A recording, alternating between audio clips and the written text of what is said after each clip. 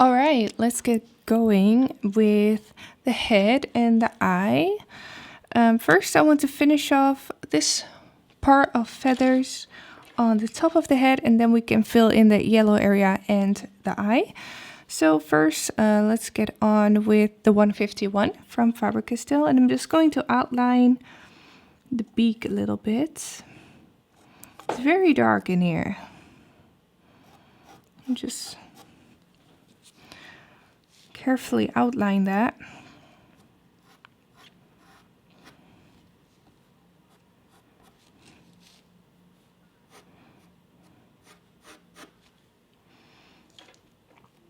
I'm going to darken this up later. I just want to outline that, zoom in a little bit so I can see better. All right, fill this in a bit. And I'm going to look at the direction of the feathers and follow that direction in my base strokes.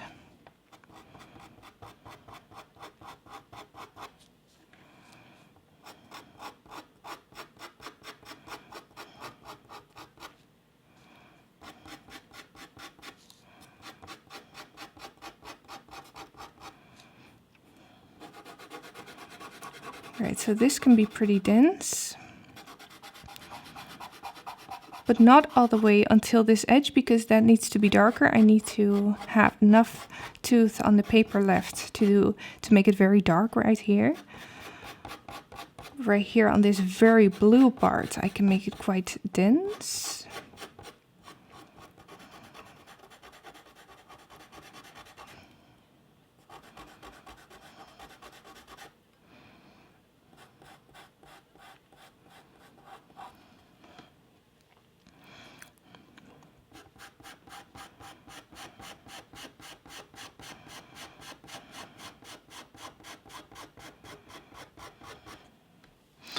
All right, and then towards the top, the blue gets lighter, so I'm going to switch to my 425.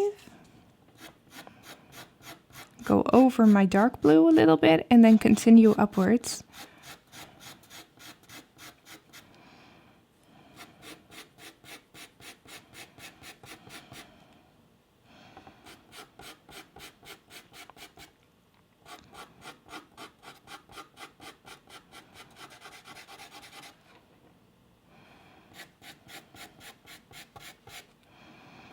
And this mass of feathers, it goes around the eye a little bit in a curve. So I'm following that line carefully around the yellow part, which we're going to be filling in later.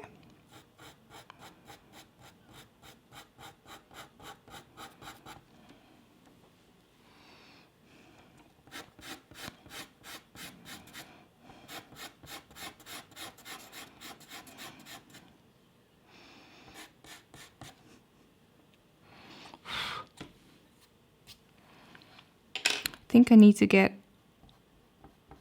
a little piece of plastic or paper for my hand soon, so I will not smudge anything.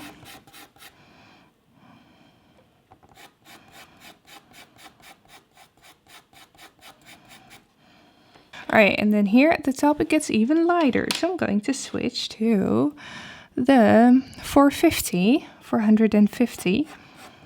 Same way, just going over my slightly darker blue and then continuing upwards with the base tone.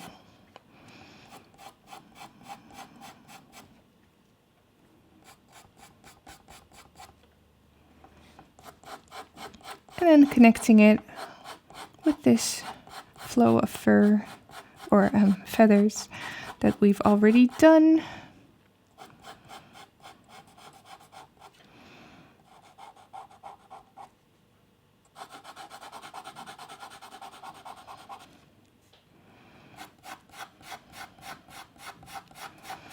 Alright, so I'm not going to finish the whole head yet, just this part, because otherwise I can't get to the eye area anymore. Then I will have to lay my hand here. So just about here. So we have the whole shape of the eye drawn out. I also don't need to get all the details in yet right here, so we'll do that later as well. I can do a little bit more base layering to smooth out this transition between colors.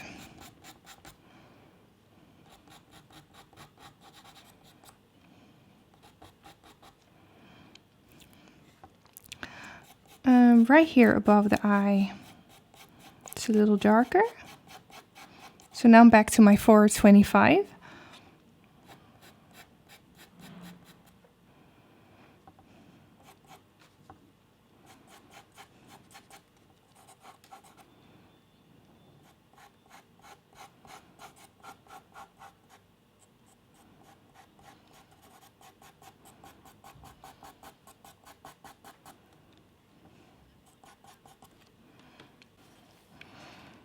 Little bit of dark blue on this edge.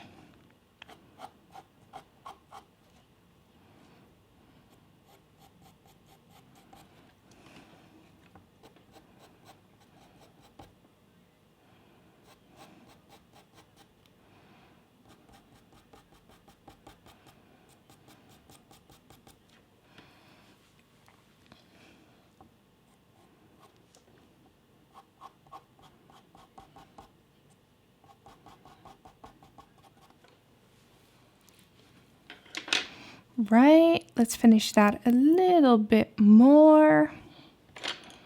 I'm going to put in some 770.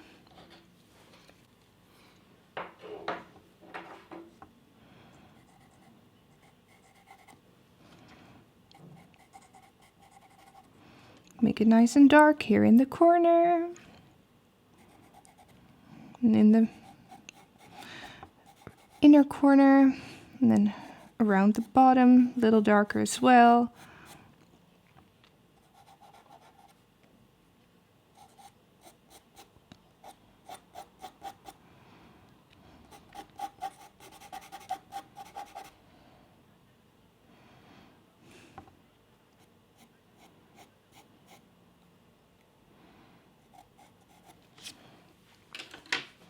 All right, so now we can start with the yellow part of the eye. Going to do that first.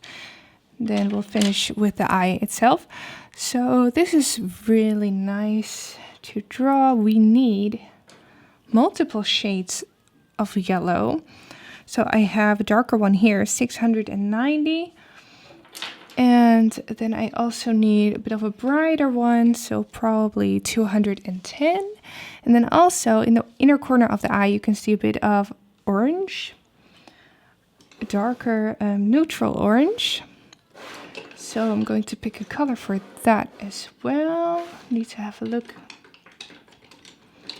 Probably this one, 620. And then I might have to add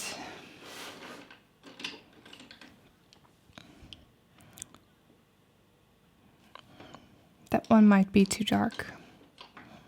Let's just start with these three and let's see how far we get. Sharpen this one. So that's the 620. I'm going to start with this one, put it in the corner.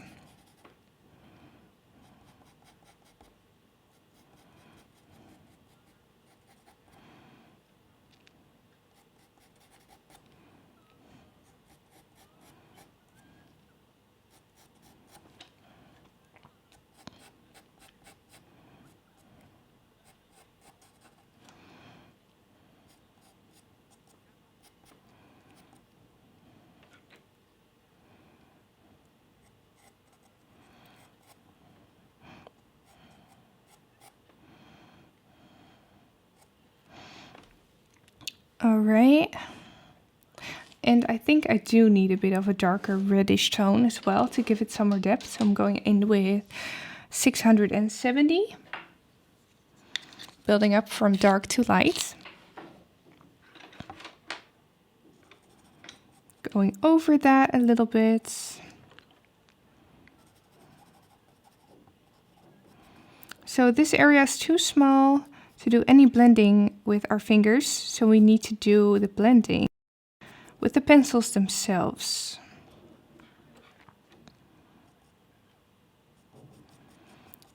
We're going to be cleaning up this edge and transition into the blue. We're going to finish that later.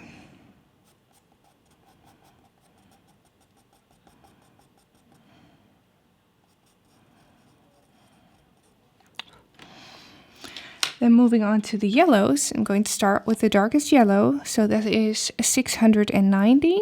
Unfortunately, it's not very light fast, so that's a bit of a bummer.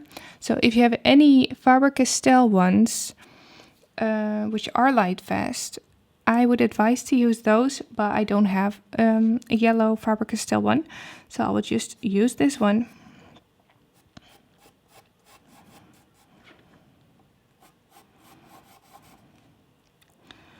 Let's fill in a base layer with that.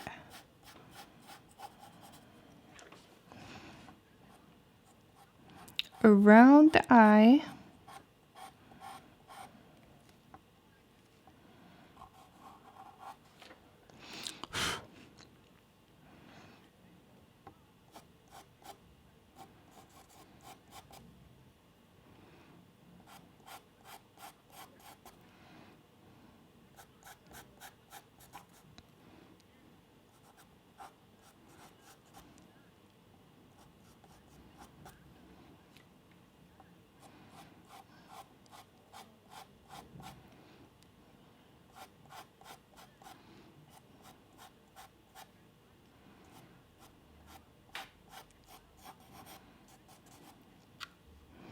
Looking at the shape of the eye, looks a bit like an almond shape.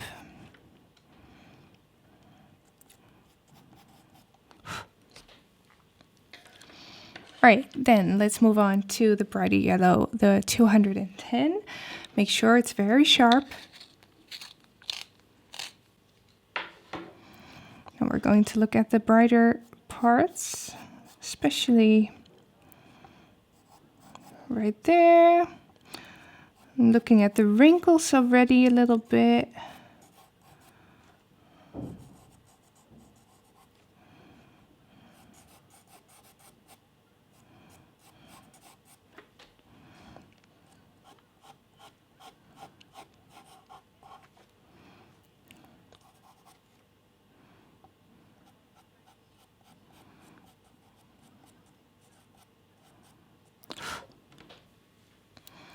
Right.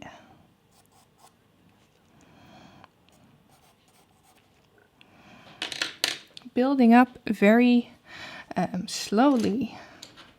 And I think I'm going to put in an even brighter yellow. So this is 205.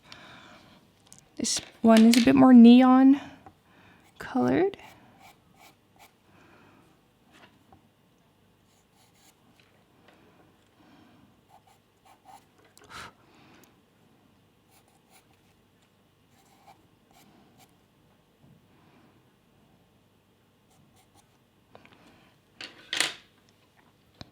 All right, and then the very top you can see is very light.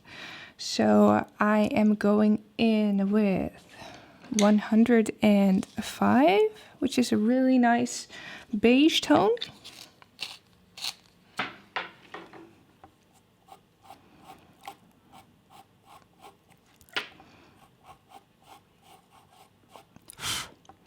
Let's put a nice highlight in there.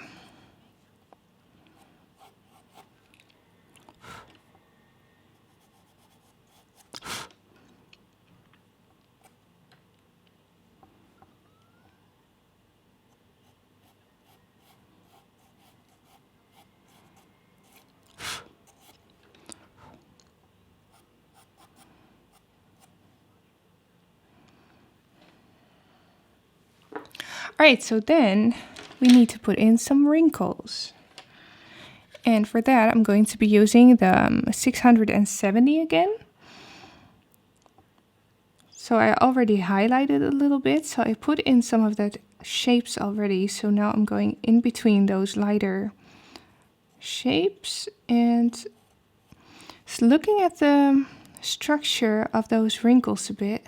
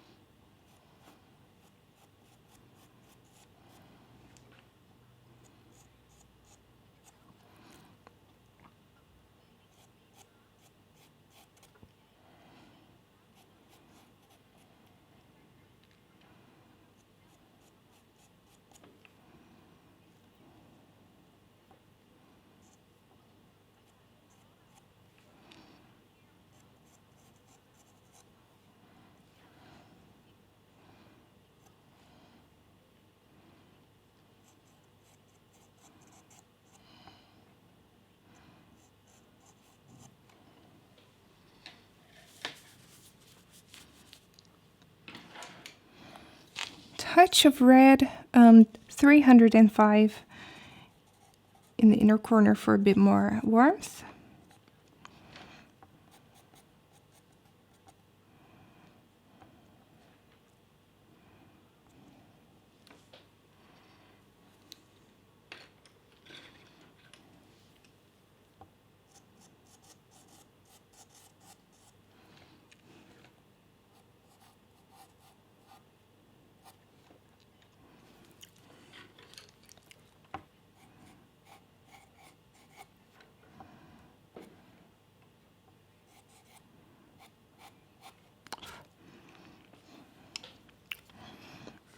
Do a bit of highlighting in the corner as well with the lighter yellow, the 210.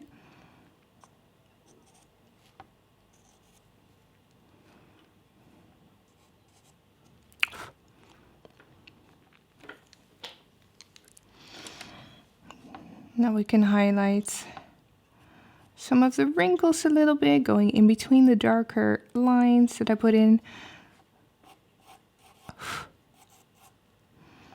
Very careful to not go in the blue.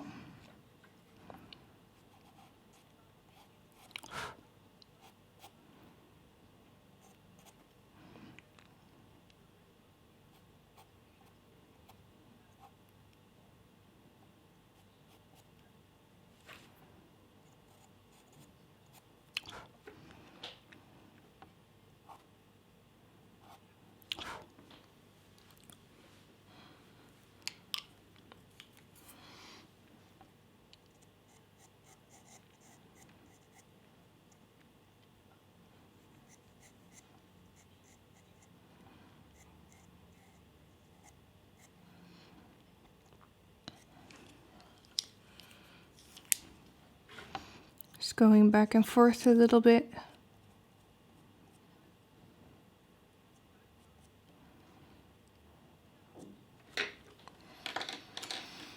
All right, and then I have to go around a little bit with black to make that transition a little harsher, get more depth in that transition. So I'm going to take black, make it super sharp.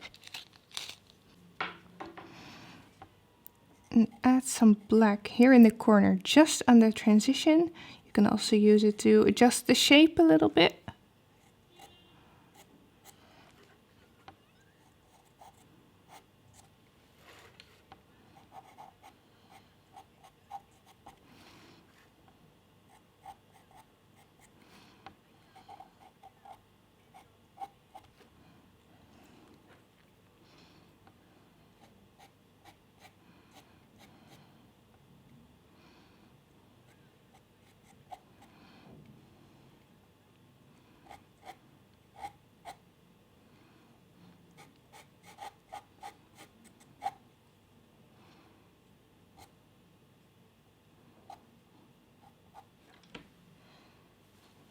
Alright, so that's nice.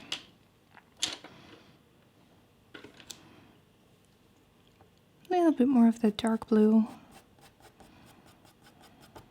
151.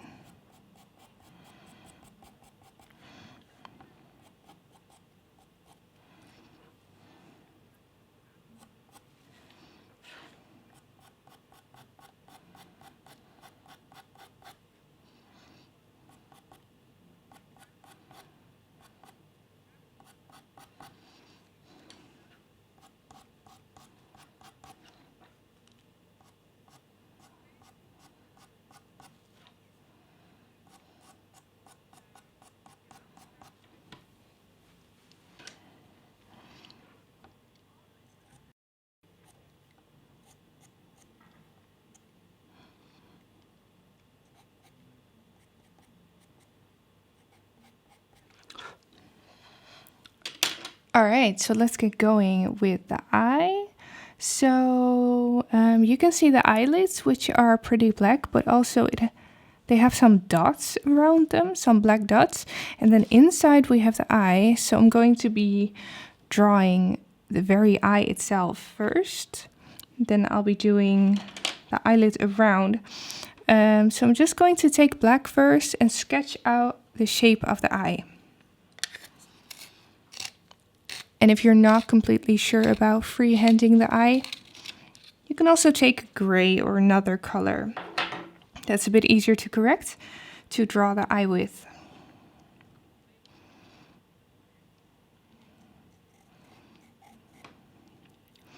So you can see this very dark inner corner of the eye.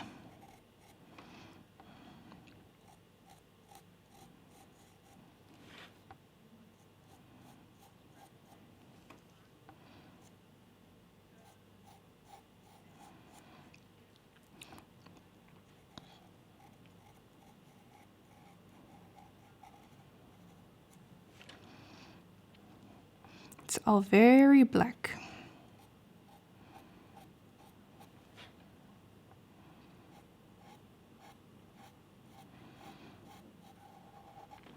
Leaving open a little border in between the eye right now and the yellow. Look at the perspective of it.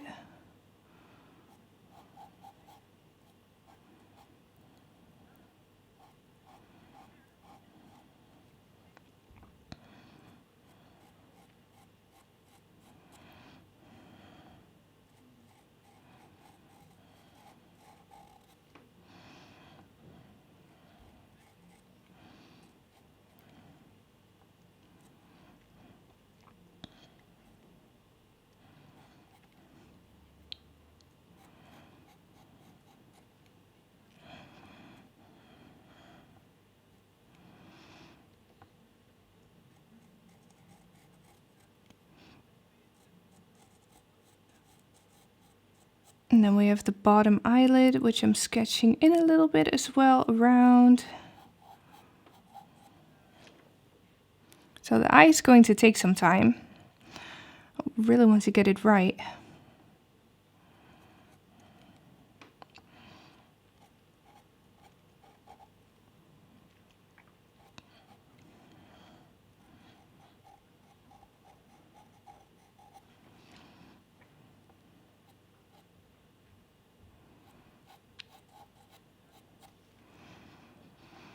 This is all very black.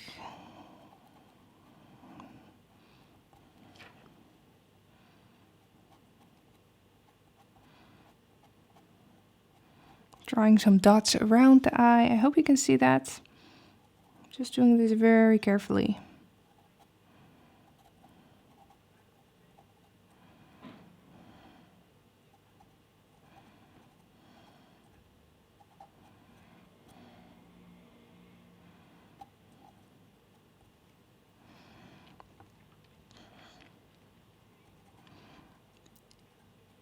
And on the bottom, drawing those little dots sticking out from the eye.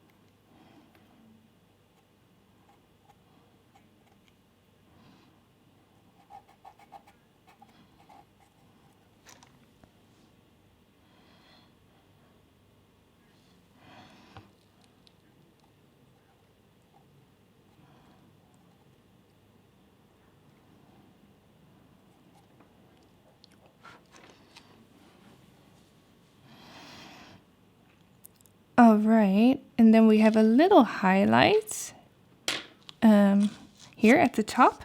So I'm going to be putting that in with blue. So it looks a little bit blue, so I'm going to put it in with the lightest blue for 35.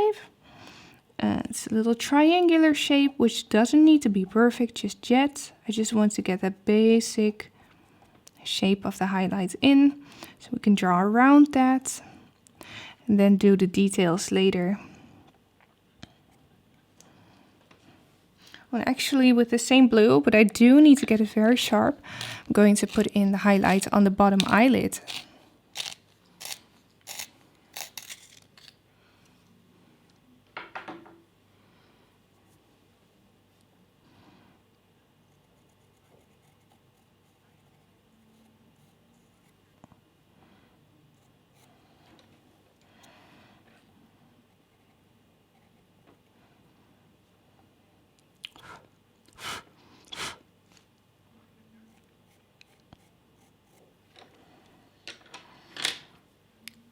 All right, actually I also see a little highlight right here. Okay, so now we can do a base tone on the eye. And I don't want to put it in with black because that's going to look very flat. So I'm going to get started with a base tone of the 770. That I'm going to use for base tone.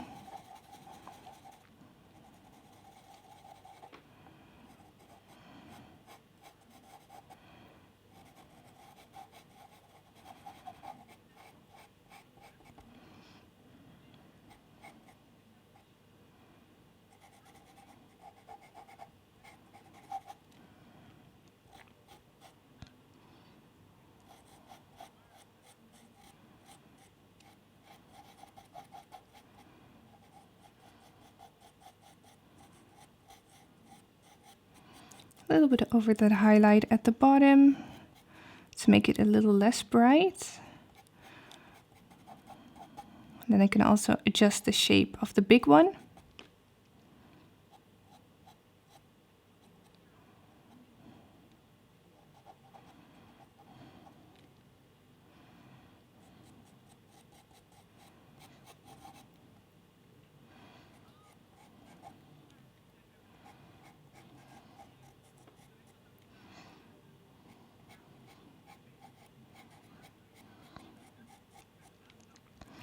Fill in the bottom eyelid a little bit with this color to get some depth in this part. Very tedious little area. I think if I'd done this drawing smaller, it would have been way harder as well. All right, so we're starting to get some expression in the eye already. But it's not finished yet.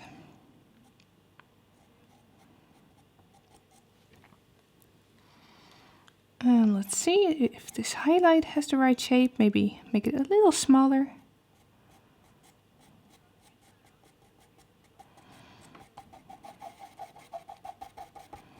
Fill this up, and then I'm going to add some black to it. Black on top.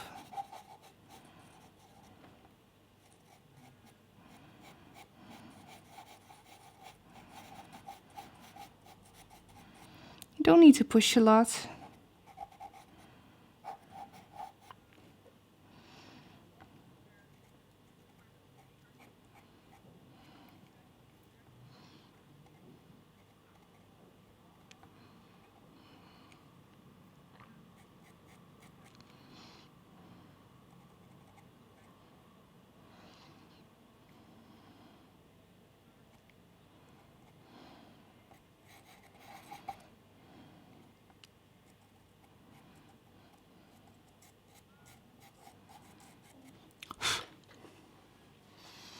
All right, and now I'm going to add this one. The black, what's this called again? Cretacolor. The black Cretacolor chalk, number 2, which is a black pastel pencil. Supposed to be the blackest pastel pencil on the market right now. and I really love it. So for real black areas, like this eye, you can see how much difference that makes. Really love using this, just to hype up the contrast in the eye even more. It's very soft though, so it's very hard to sharpen. I won't be using a lot of it. It's definitely recommended to get. Continue with pastels. A little bit of shading in the eye. But I don't want to get the whole eye super black. So I'm just going to stick to this, I think. Maybe darken up some of these lumps as well.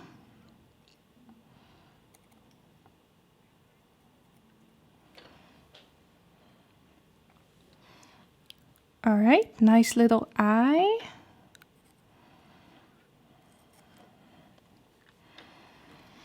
All right, so now I want to get some more color into that highlight at the top. I'm going to add some violet on top of it, 138. Some more color. Maybe darken it up a little as well. Then on top of that, I can add lighter colors to highlight it again.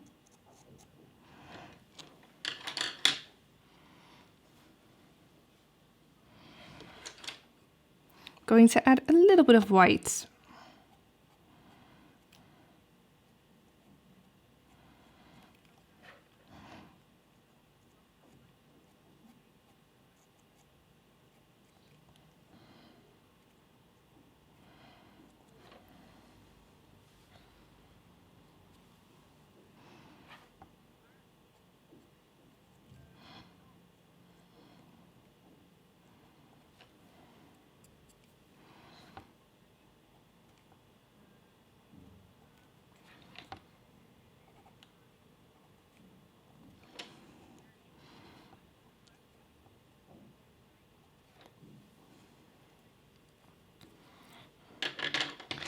Now I don't like the shape of the highlight anymore, so I'm going to sharpen it up.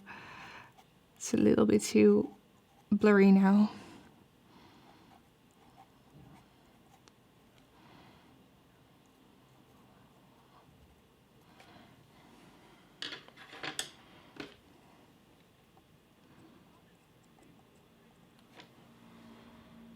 All right, so there we have the eye. I really like it. He gets a lot of character now, so that really helps with the rest of the drawing, I feel. That's why I always like to start off with the eye.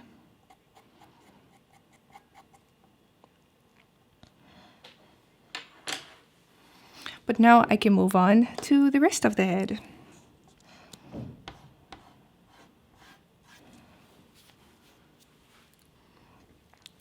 All right, so let's continue that base layer.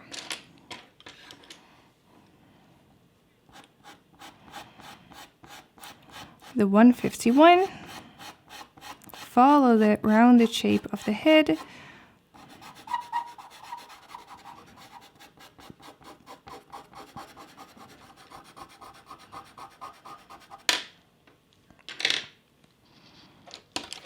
And moving on to the 425 again. Just going over that.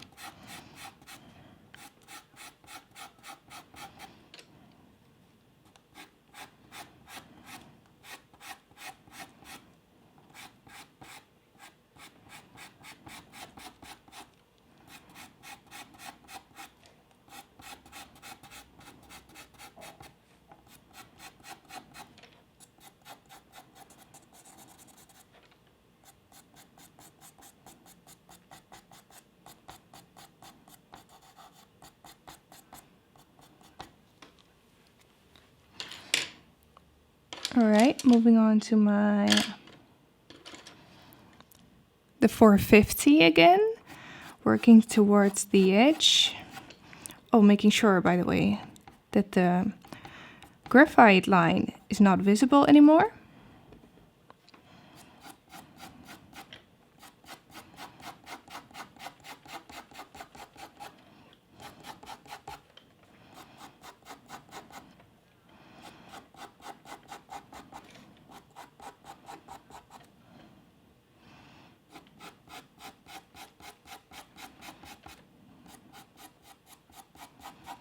right, all the way to the edge, making sure that the edge of the head is not completely a sharp line, more like feathery.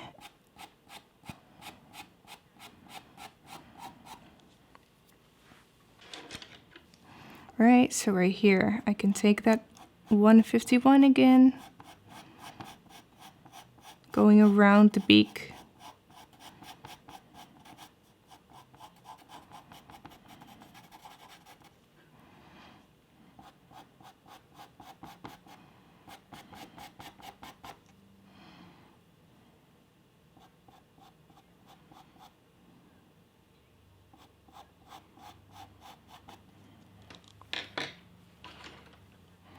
A little bit of 770 right here, where it's very dark.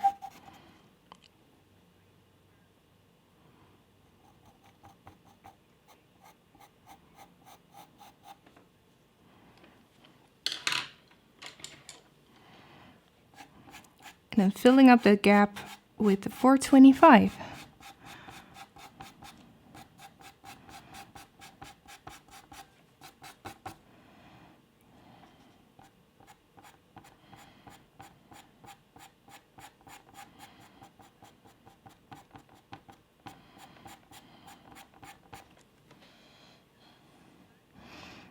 All right.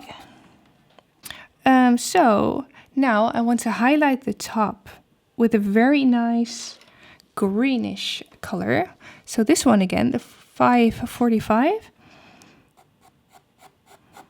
To get some more variation in the colors. And I just really like this color. I'm going to highlight the edge with that.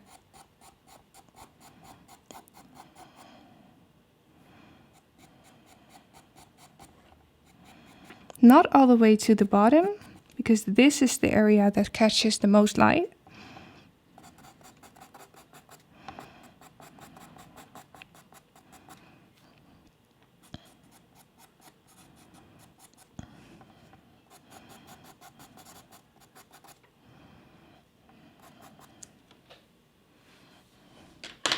But that's not light enough yet. So let's also add some of the 435.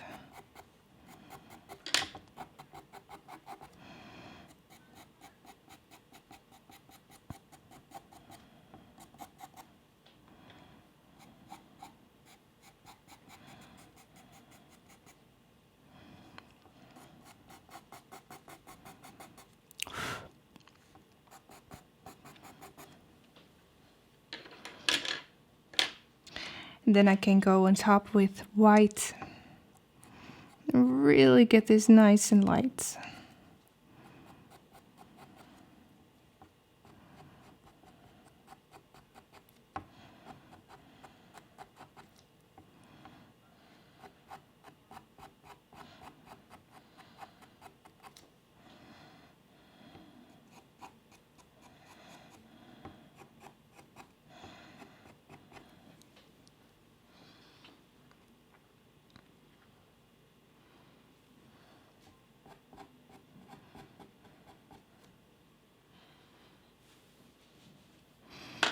All right, so now I do have to add some more colors on this area. I definitely see some purple, so I'm going to add some violet. So just glazing that.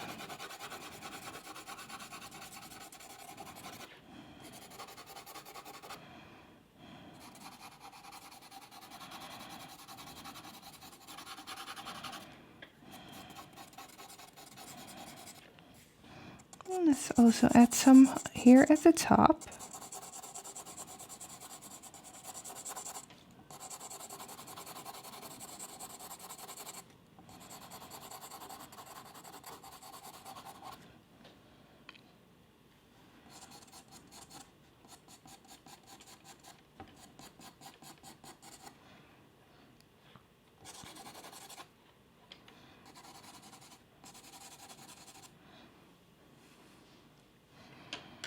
And let's see if there are any more colors that I can add before I blend a little bit.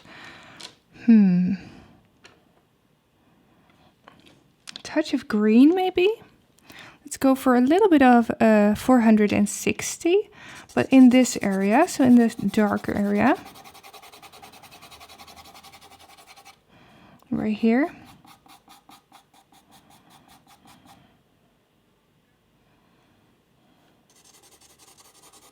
Just because I like this color.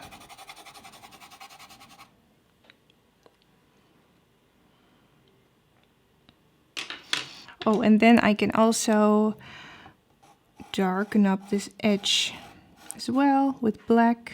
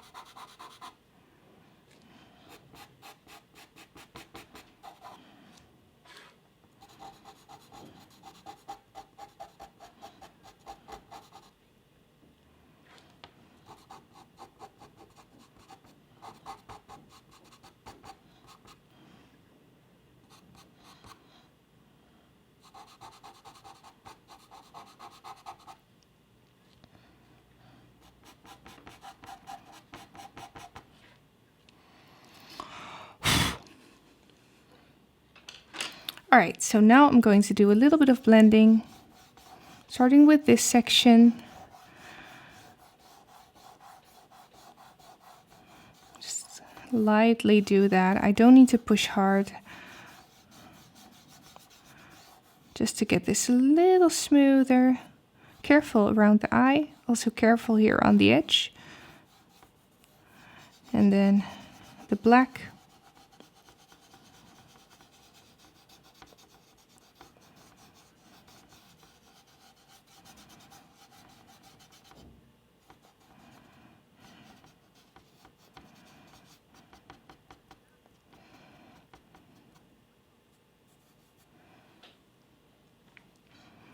All right, nice. So this is a very nice base. You can see that because we used the right direction of strokes already in the base. You can see that it has a really nice dense shape to it already, which really helps.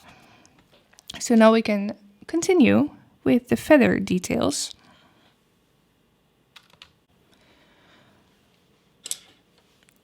All right, so I'm going to get started with this part, drawing the darkest feathers. So this is 425, and I'm going to use a color that is slightly lighter than our undertone. So right here, I can use the 425 as it's slightly lighter than the colors underneath. So I'm going to start where the feather starts, next to the beak,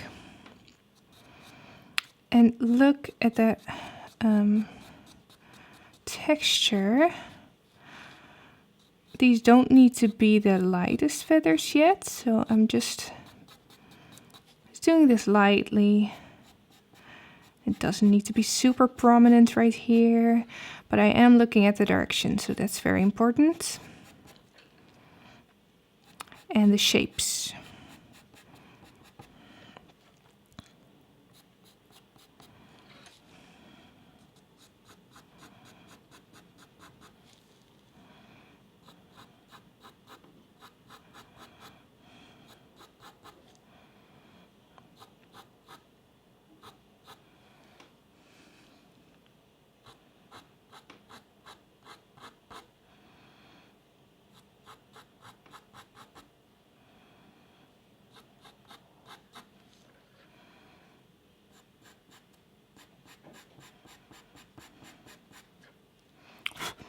Then right here, it already gets a bit lighter, so there I can switch to, like for instance, the 450 to continue my feathers. And this is just the first layer of feathers, so I am going to add more colors there to get a bit more variety.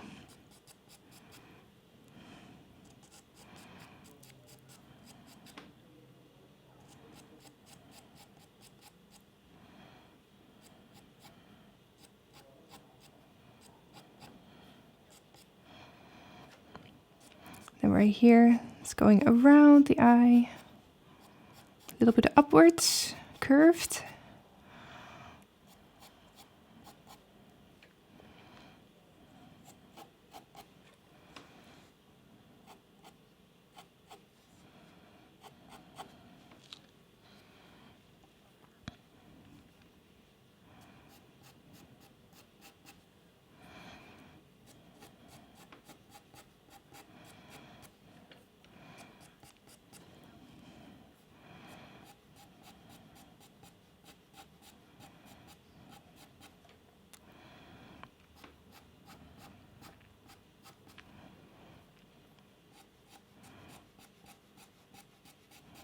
And some feathers are just more like individual strokes. Some are more put together. Here on the head, I see more like individual little lines.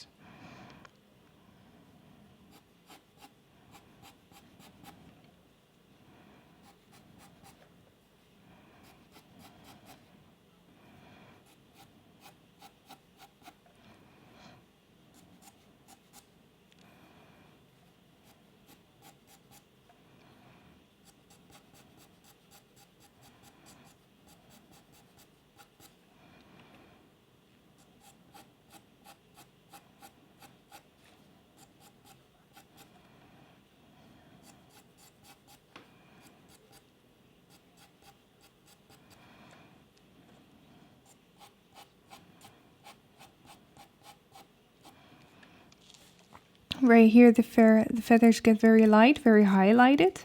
So there I need to switch to a lighter blue.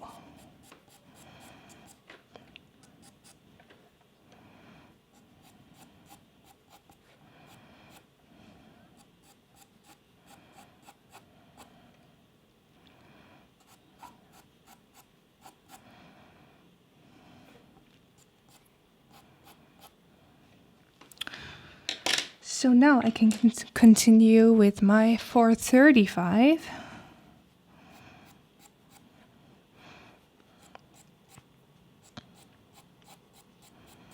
And do the lighter ones. Follow the direction.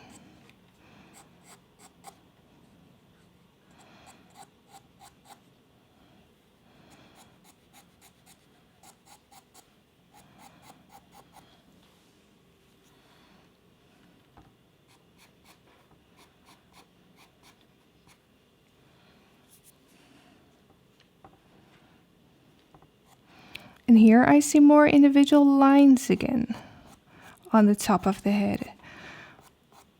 But you have to make sure that these lines are overlapping each other a bit and that every line is different. Otherwise it will just look like lines.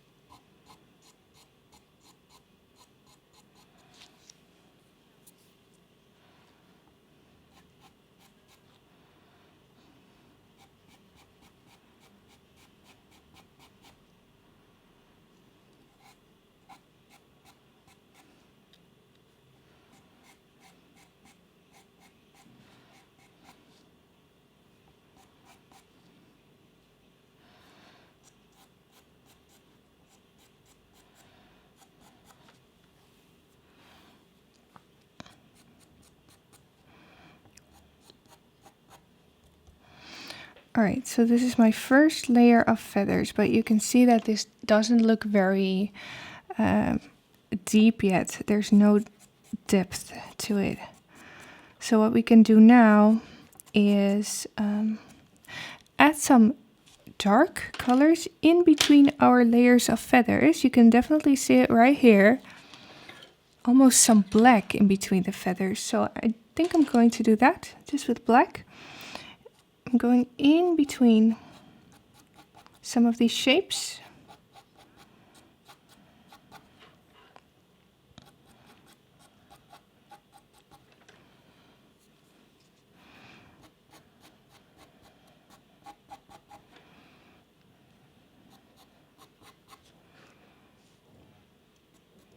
Right here, some black.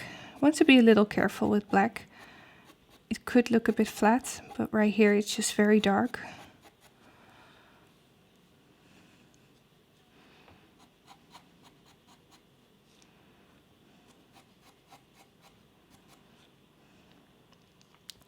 Alright, so not too much black. I'm really keeping it like up to here at the very bottom.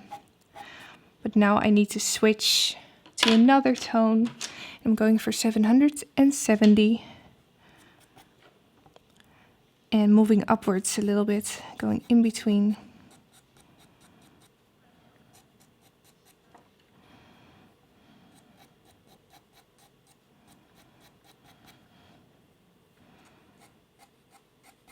Going in between my lines. And in between my shapes.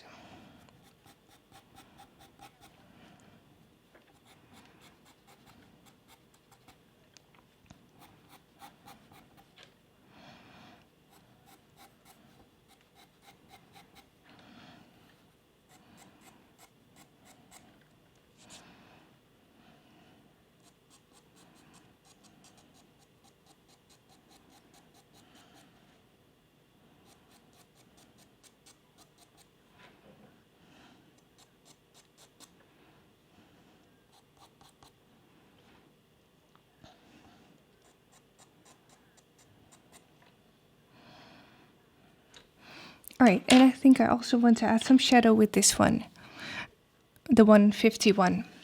So let's sharpen that because it's very dull.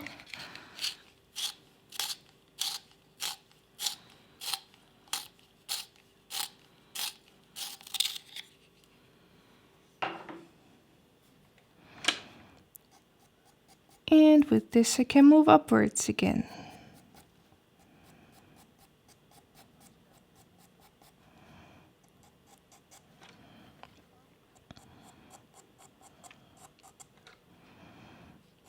I don't need to brush much, especially not here at the top. But I do want some shadow in between my lines, also at the top, otherwise it will just look flat. I'm trying to go in between my light lines as much as possible.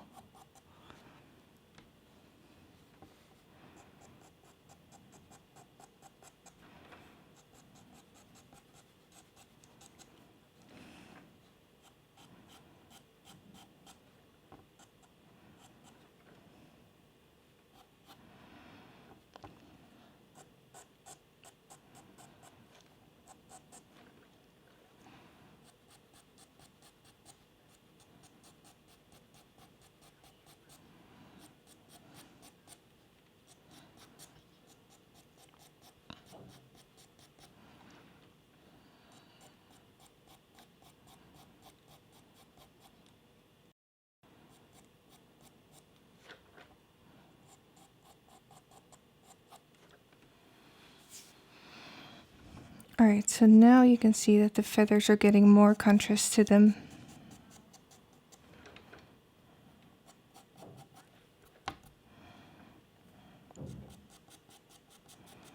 Not too much blending, but if a line looks too harsh, you can just tap it with your finger and tap the color into the previous layers.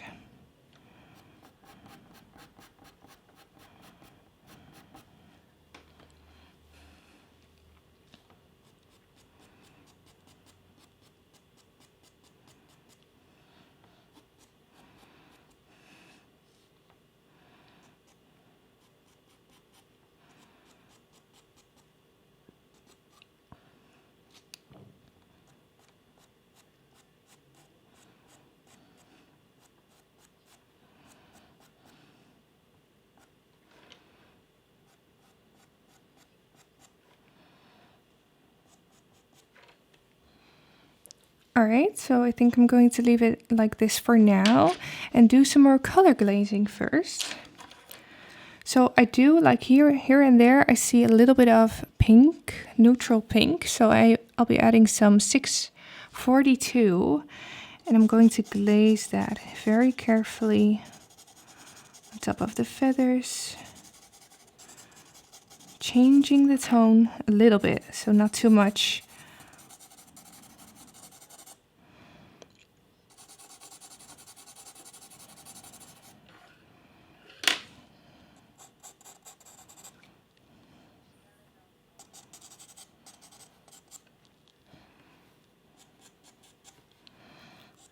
This will smooth out some of the details, so I think I have to go over again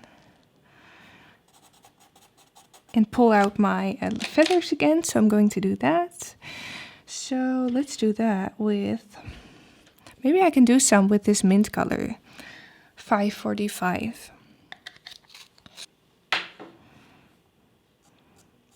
hope this will look nice, I'm not sure. It's also just try on and error. Just see which colors look nice together. Yes, this looks quite nice. Just highlighting some of these little feathers.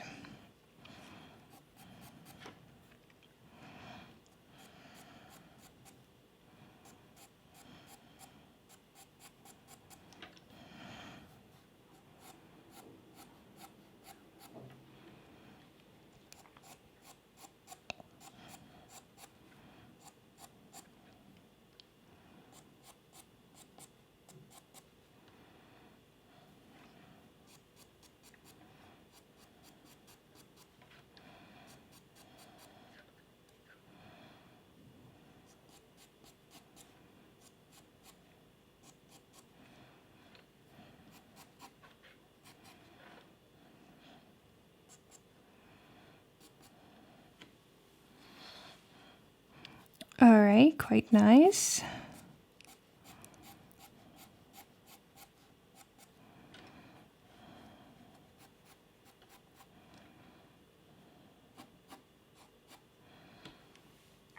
Not too much because I don't want too much light again. Here and there a little more black.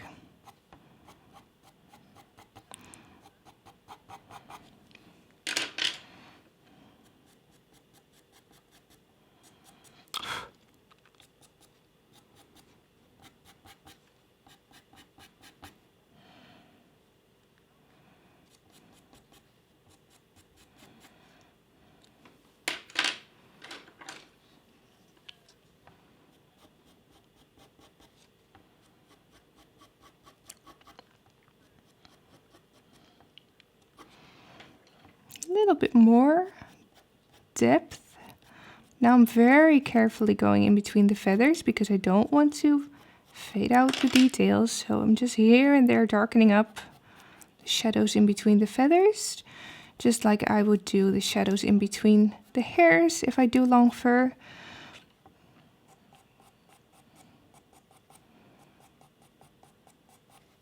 Basically, if you don't rub too much, you can basically keep on adding just until you're happy.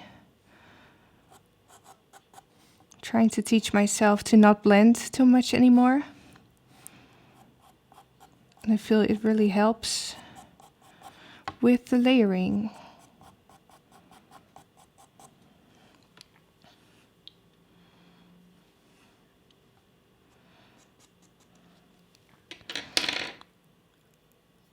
Okay, so I think I want to pull out some feathers with a bit of white. Especially right here when I see some feathers being highlighted.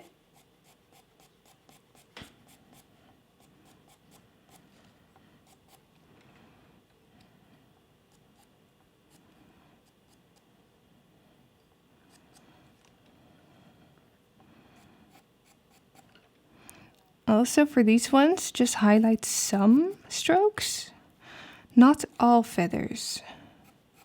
Also focusing a bit on the top where the most light is hitting.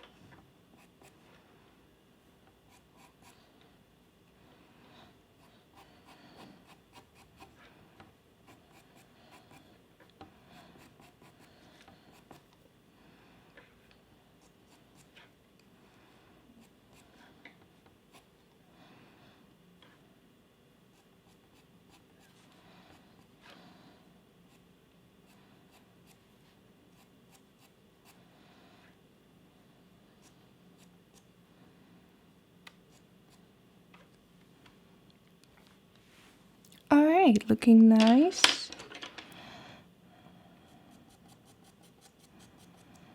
I really like this drawing. I hope you're liking the large drawings like this, because I definitely want to do more. I'm not sure if it is sustainable for the $4 tier, as it's quite a low price for lots of hours of drawing. But I hope I can do more of them if you like them enough.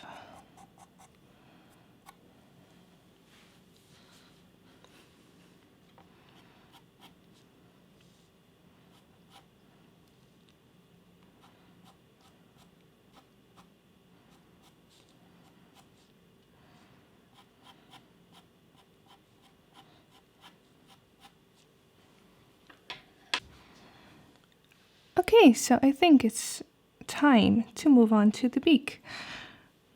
I can always come back to the head if I want to. Let's erase some little dots of pastel from my paper. And now we can move on. So what shall I start with? I will probably start with this part of yellow, as it is the furthest to the left. So that seems to be the most safe place to start. And I'm going to outline the yellow part first. So let's do a little bit of base layer here on the bottom half of the beak. And then do the yellow thing, the skin area.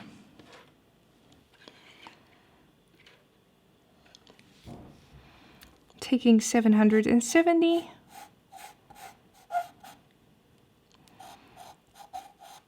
And sketch out the shape. Or the edge.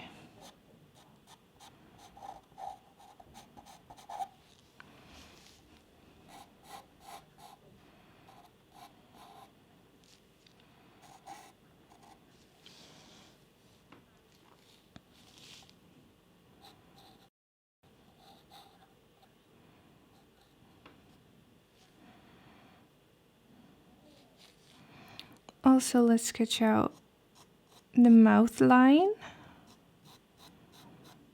Very lightly, because I'm going to color this in with black, but I don't want to start out with black right away. Just to get an idea of how that shape is going, all the way towards the feathers. It's very dark.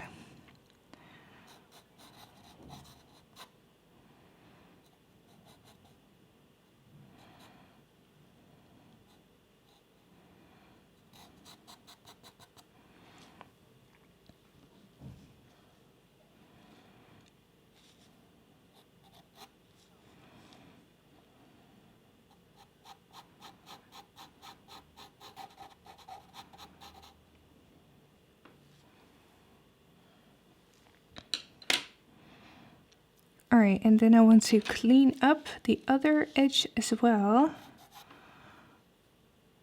It's a little bit more bumpy.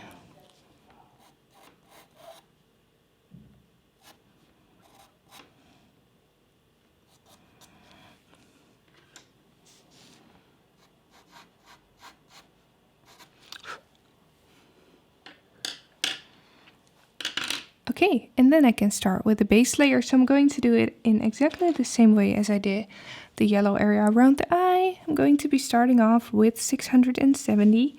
Start off with the darkest parts, which is right here. Just putting down a base layer of that.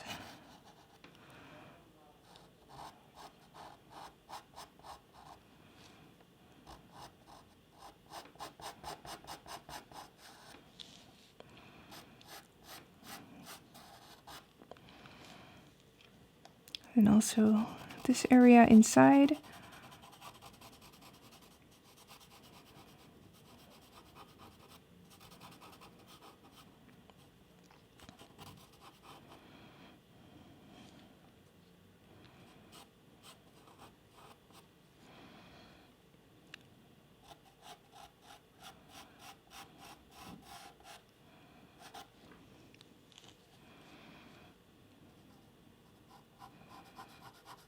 And then you can sketch out some of the wrinkles as well, some of the most prominent ones.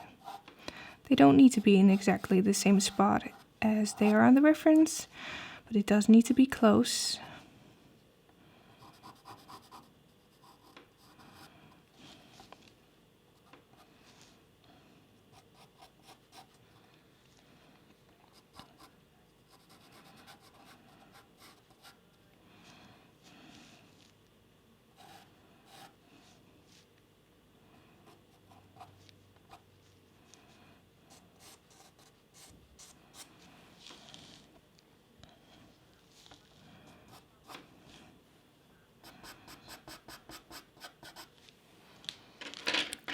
And then we need a base tone. So for that, I'm going with the darker yellow again, the 690, as I don't want to start off too light. I can go over the reddish tone a little bit, follow that rounded shape. Can go over my wrinkles.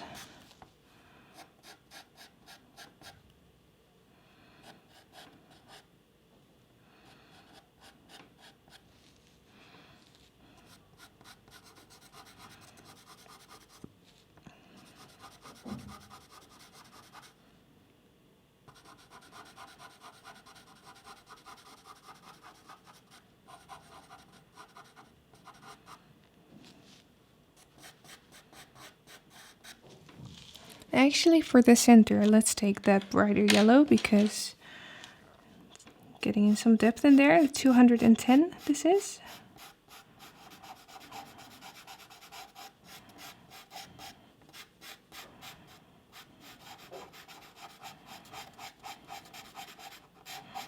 The center area is where the lightest hair highlights will be.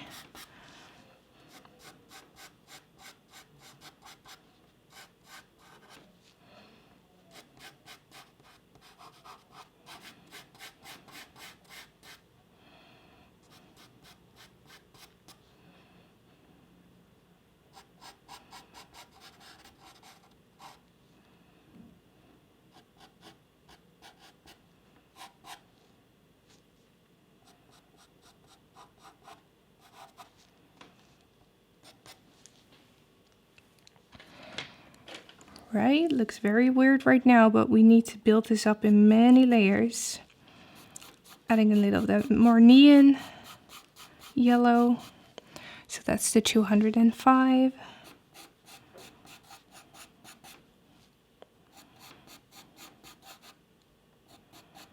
Let's get some different colors in.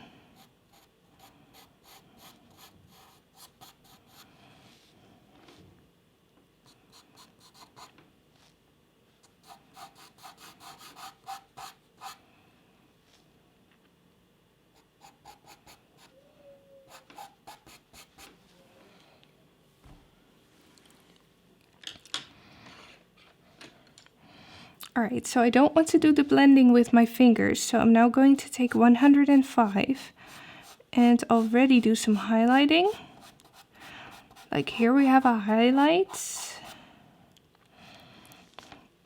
And right here we have a highlight as well. Above that wrinkle.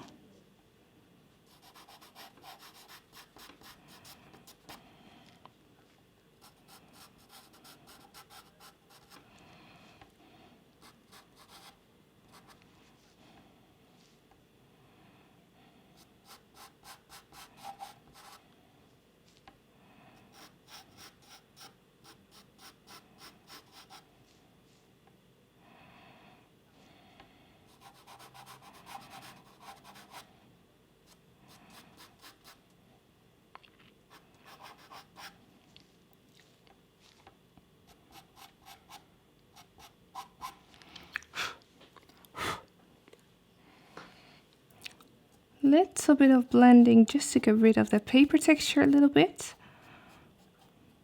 Being careful to not go into the black.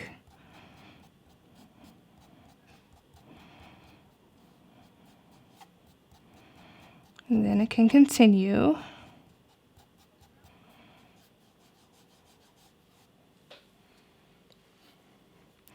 Let's get some more vibrancy in there. Let's put in some red.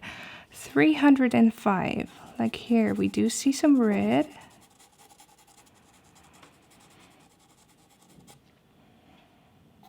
Here I see some red.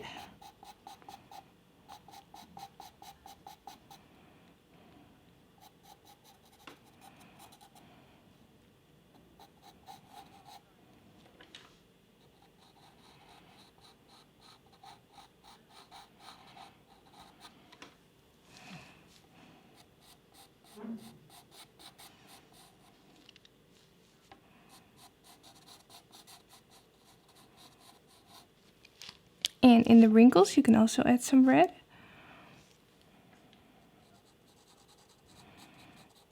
very lightly.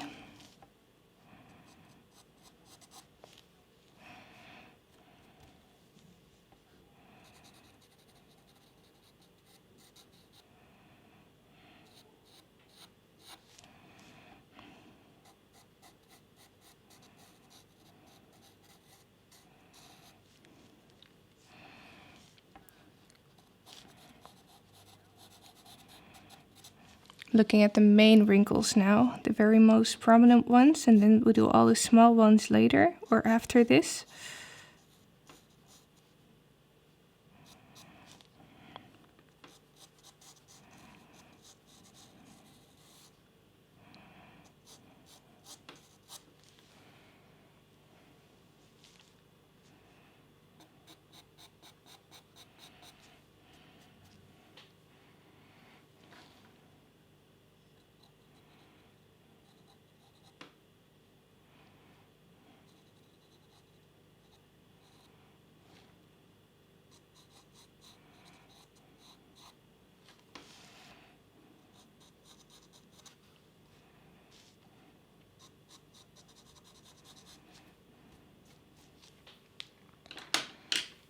Not too much red or bright red. Let's switch to that 670 again.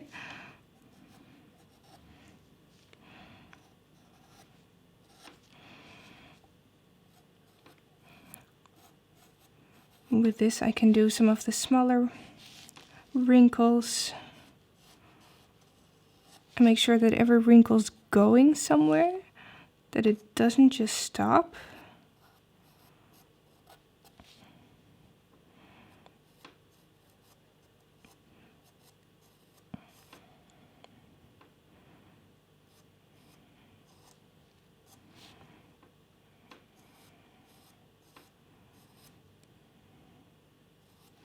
Quite tedious little area. If this is done right, it adds so much realism to the drawing, so I want to take my time for this. Probably need some darker colors as well to do the very darkest shadows here in the corners.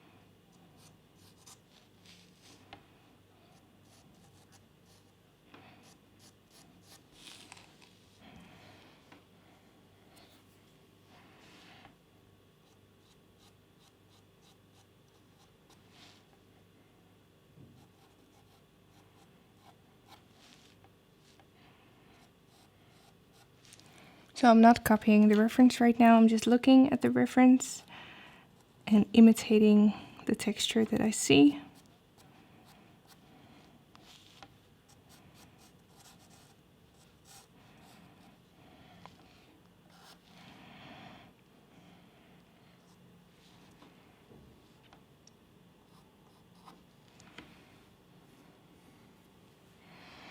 Let's do a little bit of this tone, 640.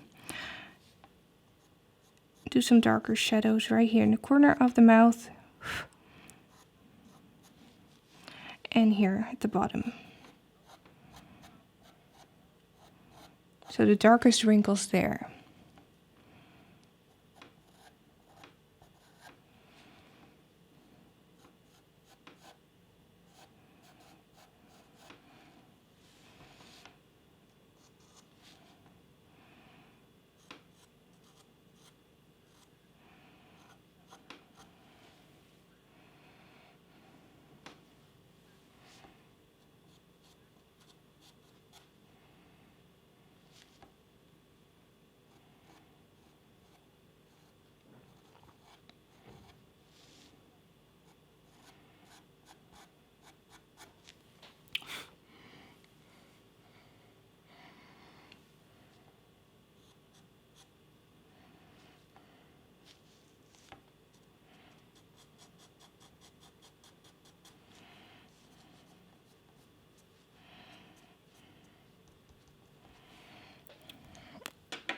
Alright, so it does need some more work. What I now want to do is do a bit more highlighting with the 105 again. Going carefully in between the wrinkles here and there and highlighting little strips of the skin.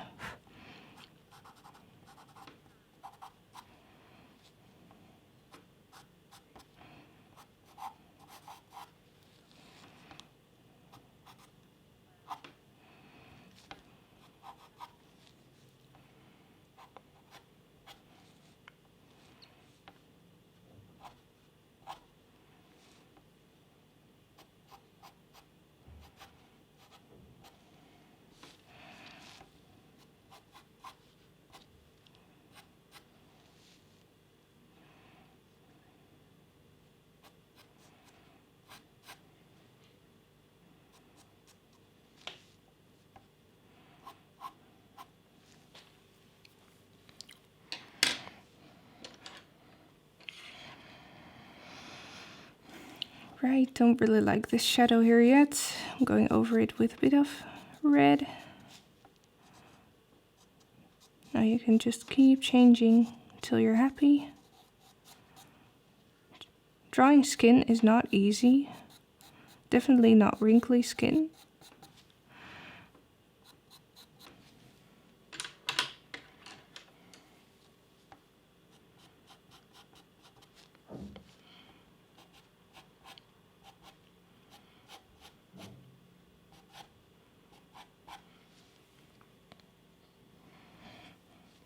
Not totally happy with how this looks yet. Like a bit too much at the moment.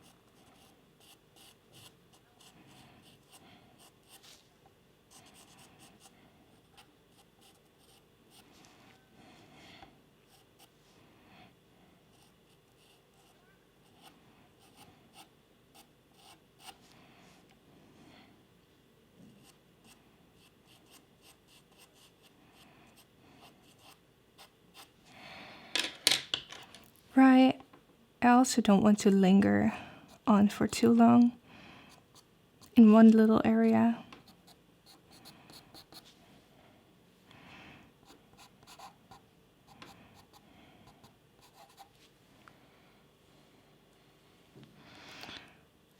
It doesn't have enough highlight yet. Needs more highlights.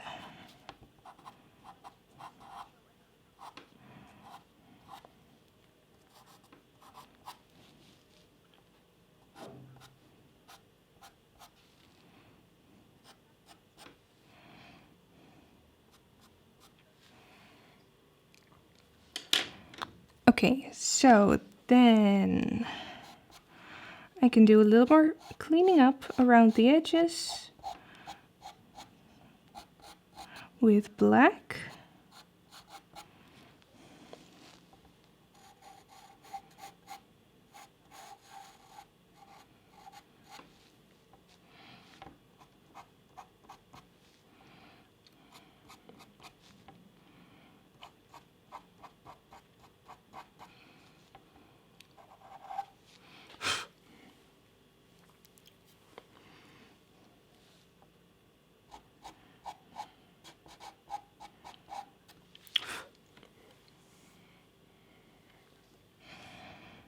Alright, so let's darken this up, this mouth line with black right away, and then see what this looks like.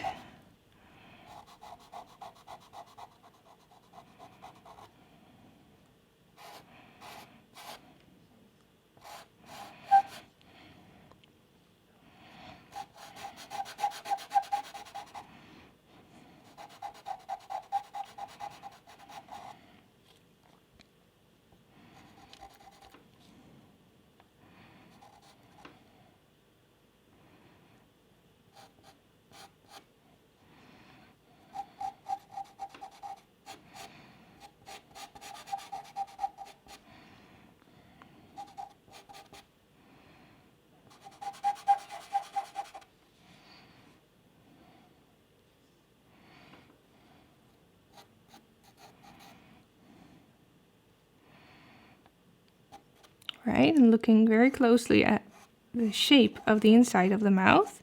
It's not just a straight line. There's quite some shape going on.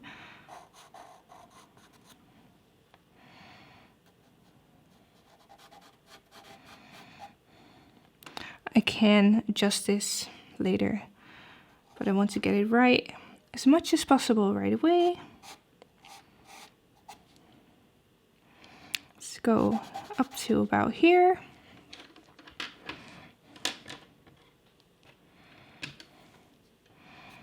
Then I can also finish this a bit more. The red, just make the skin fade into the black.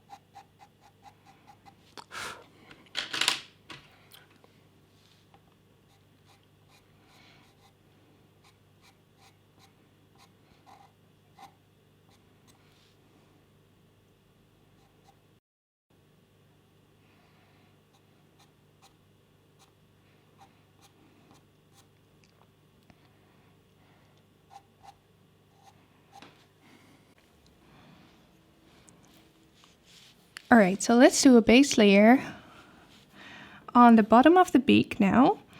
And I'm going to get, this is 760, which is slightly different from the 770. This one is purple. This one is more like bluish grayish. So I think that will be a nice base layer for the beak. Also, I want to start implementing some grays and maybe some brown as well on the beak to get some contrast from the very bright feathers. So you can see this is more like a gray tone with actually a bit of a greenish tone to it. I'm going to use this for a base layer, not too thick.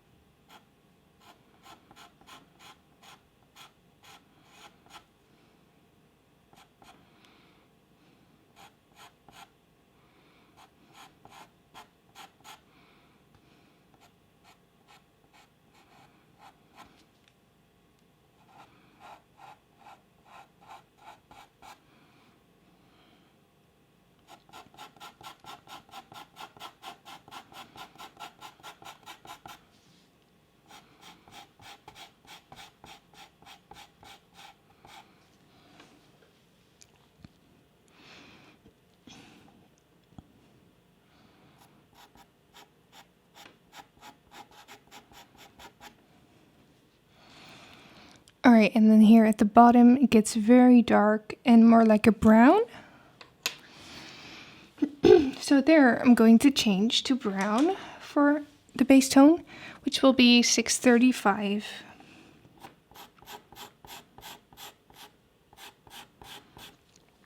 I'm leaving open this lighter border here.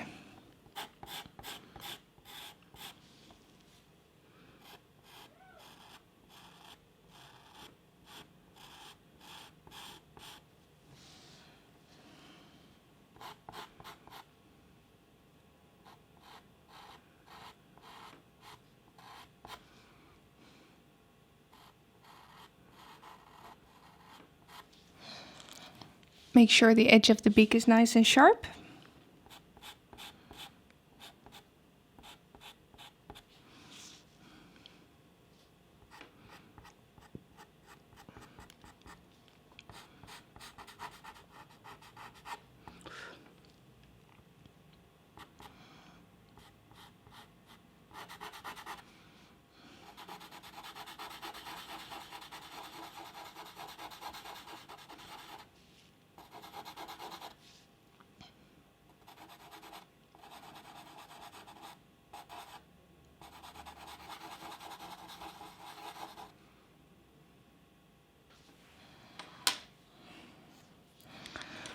a little bit of the 770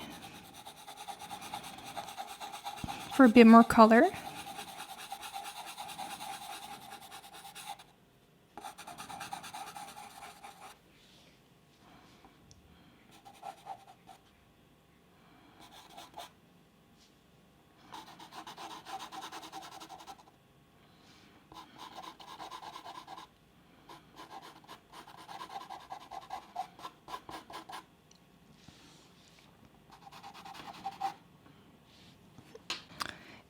And then I want to put in some contrast. So I'm going to add some black on the darkest parts, like right here. Super dark here at the bottom.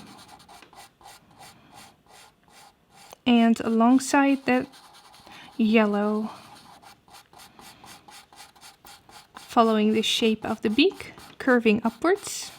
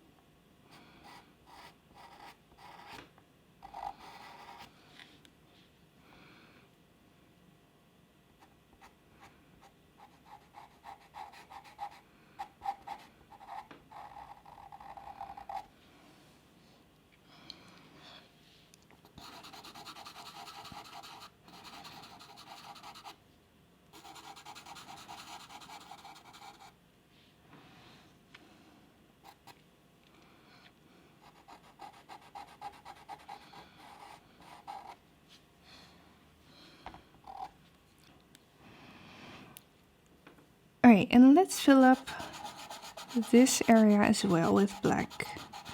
You can see a little bit of the tongue just right there. So I'm going to leave that open for now. The rest I can fill in with black. Make that inside of the mouth super dark.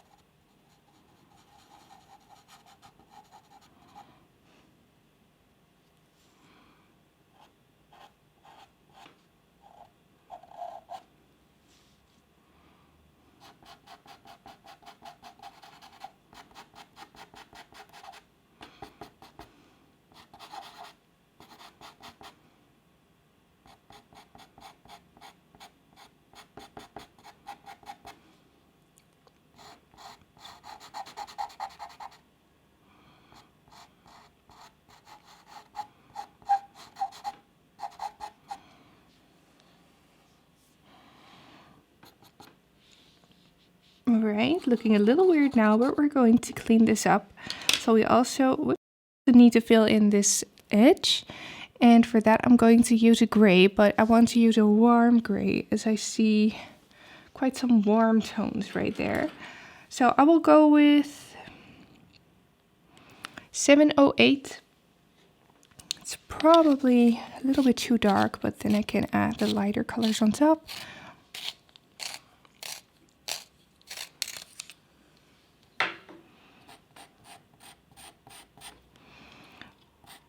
Oh, that suits quite nicely.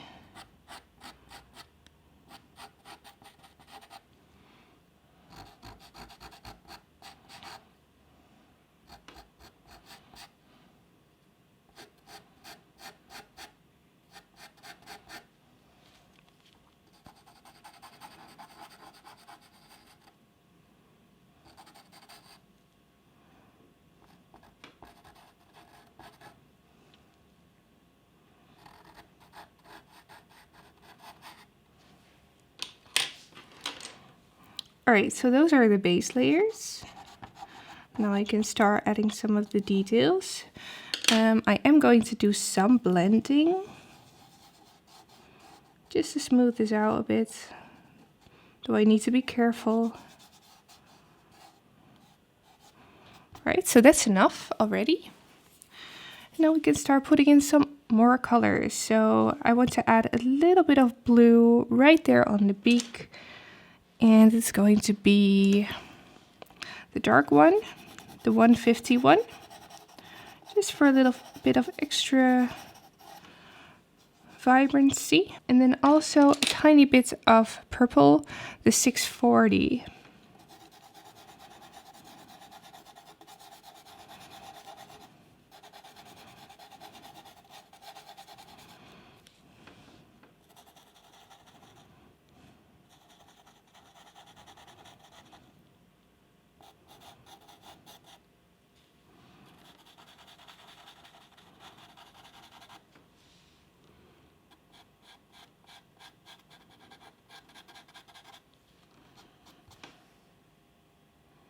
Alright, so I still feel this part isn't dark enough.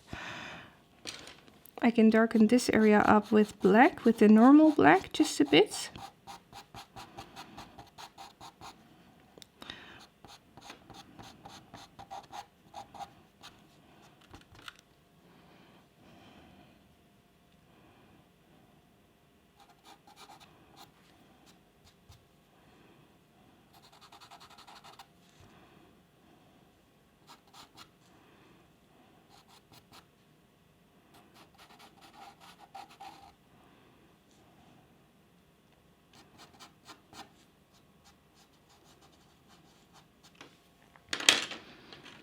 But right here, I am going to add the black created color because it makes such a big difference.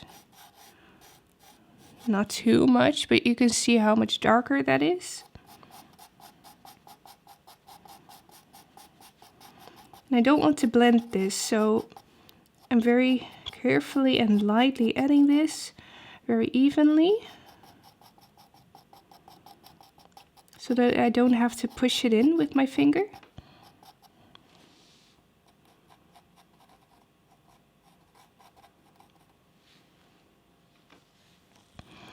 And this area I'm also going to darken up.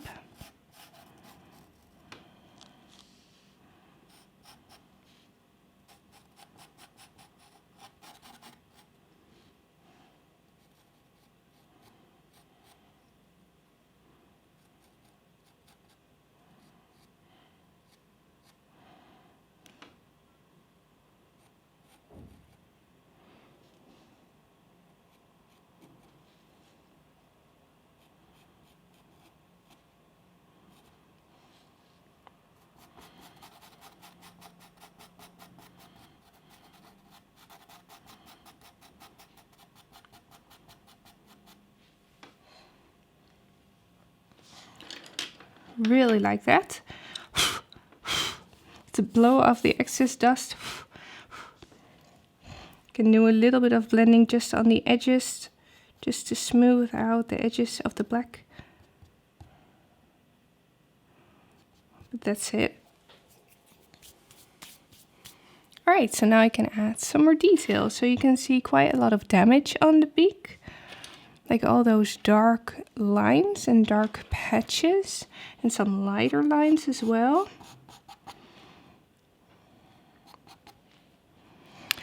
So I'm going to take blue. Let's do that with blue, with the 435.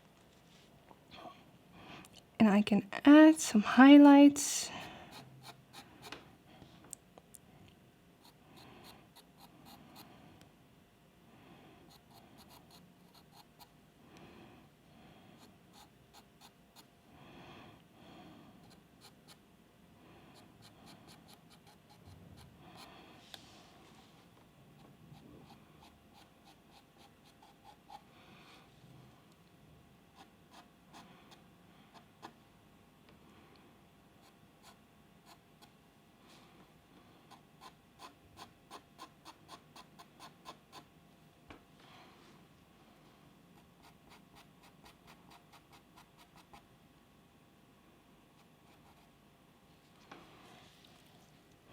And then on the beak, I'm going to add those damage lines very lightly, almost no pressure. They can be the brightest here on this area which catches light. In the black areas, I let it hardly show up. And I follow the shape of the beak, that rounded shape.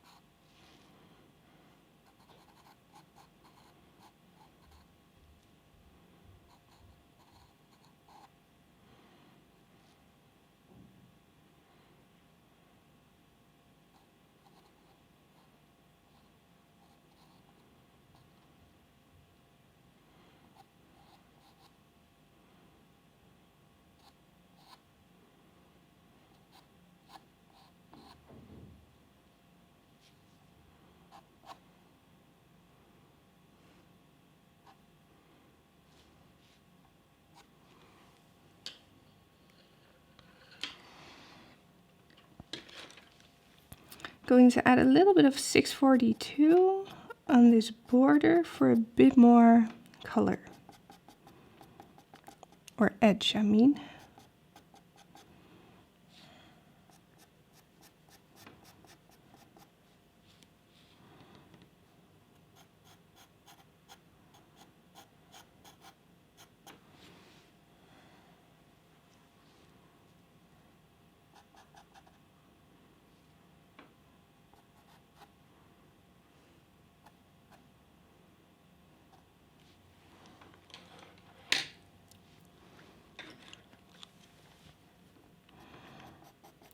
A little bit more vibrancy here and there in between the lines.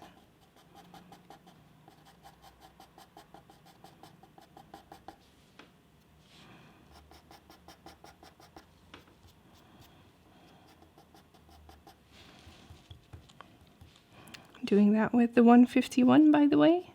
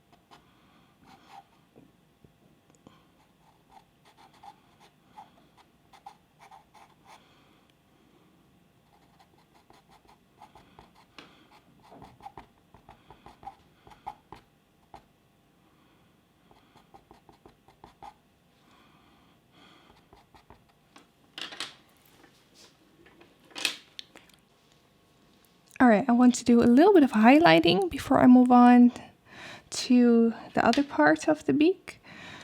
And let's do that with, I think 105 will be good. A little bit of variation. Highlighting the edge of the beak slightly to make it stand out from the black next to it.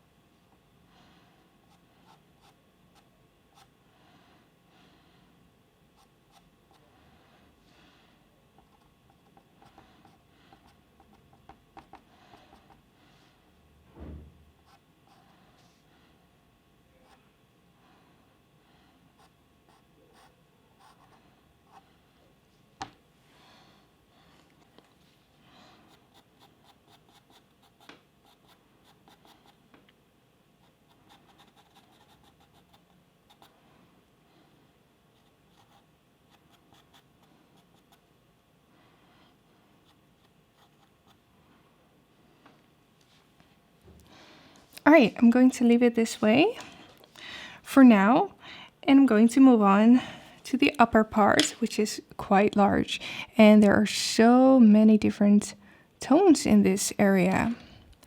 So let's see a good base tone to start with. I don't think I'm going to use 760 because I feel it's a little flat. It worked well with the bottom part, but I think I will use another color for the top. And let's see.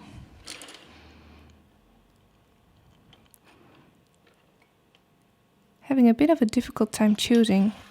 I'll go for 770, but probably mix it in with a little bit of brown and a little bit of gray. But I'm going to outline it with this color. So now we have to make sure that this edge is super tight.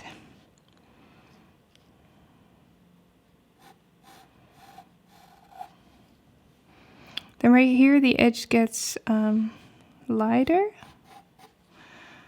Oh, actually we also need to outline this little area, the transition area from the beak into the feathers. Doing that with this color as well.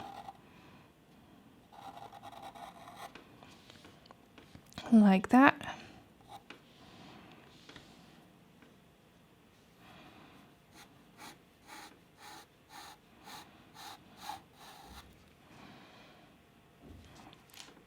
I'd rather like to stay inside of the lines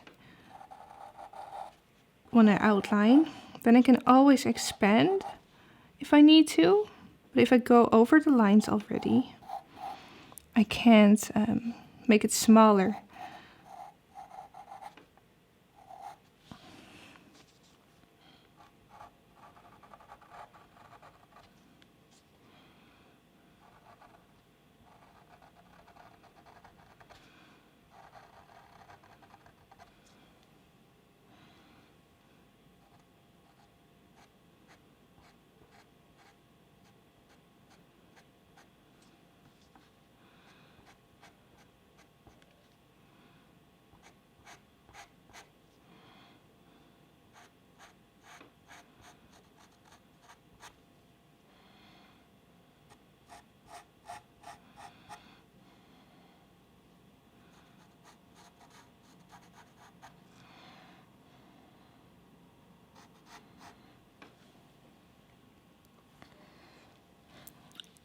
Alright, so now I can have a look.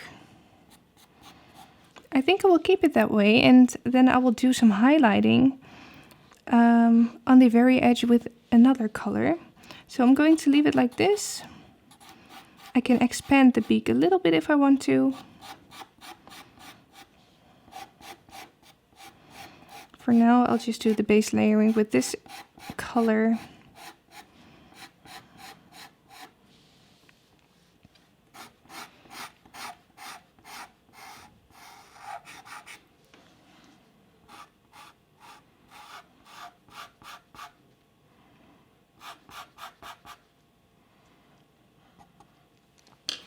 Actually, the tip I can fill in with black right away. Make sure your black is sharp though.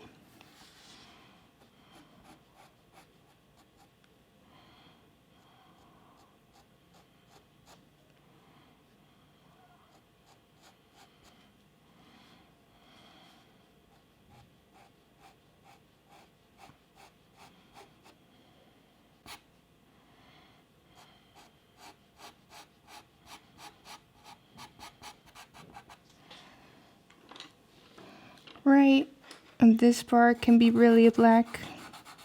Filling that in. So this is all very dark.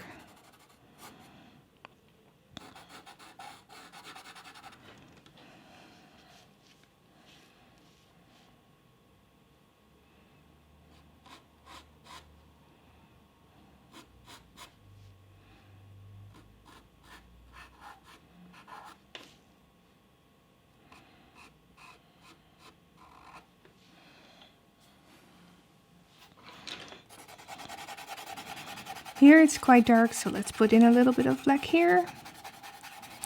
This area is not very vibrant either, so I don't need very vibrant colors here.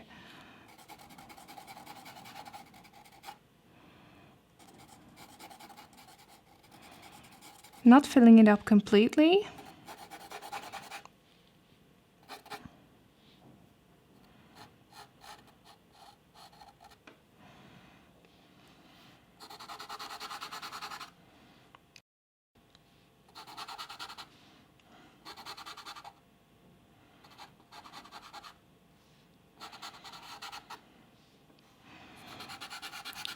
Now right here we have a shadow as well.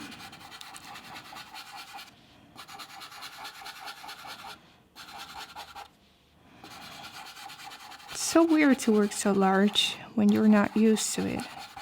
It's really fun.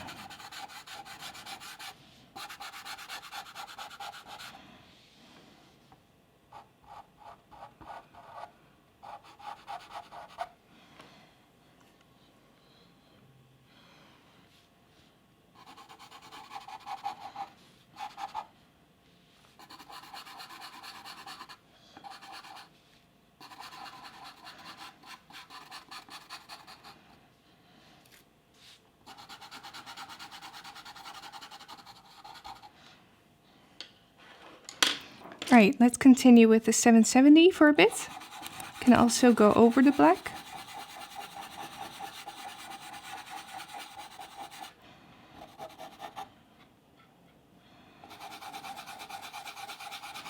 So right here I do see that purplish glow that I want in there. It's adding circular motions now, it goes faster than the strokes.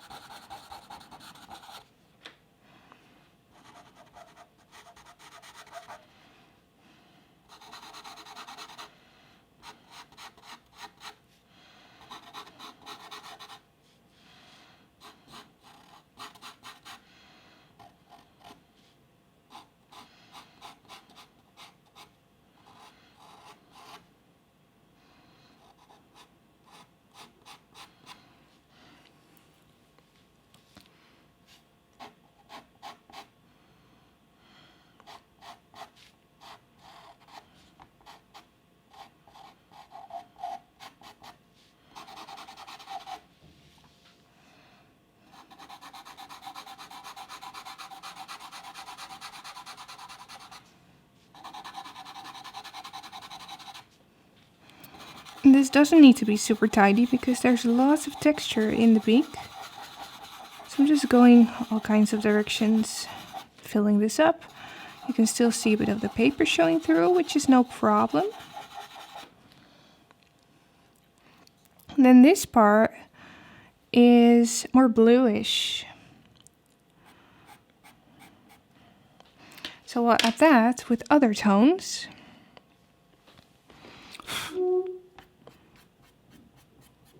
Paper's getting a little bit dirty now.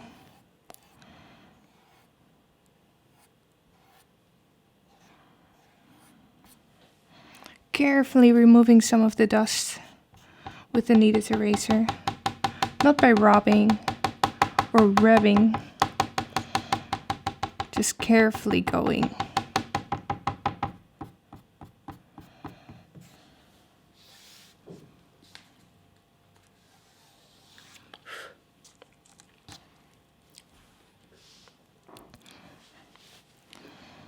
All right, so let's add in that edge right here. The edge is quite light, so let's do that with 435.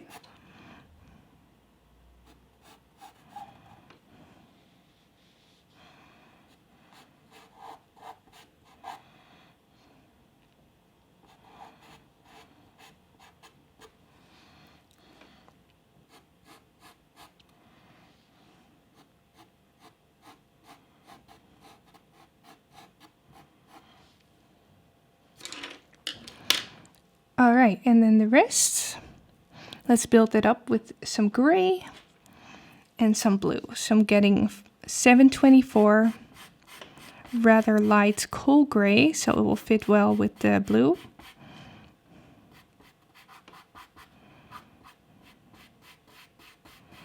Following the shape of the beak, the rounded shape.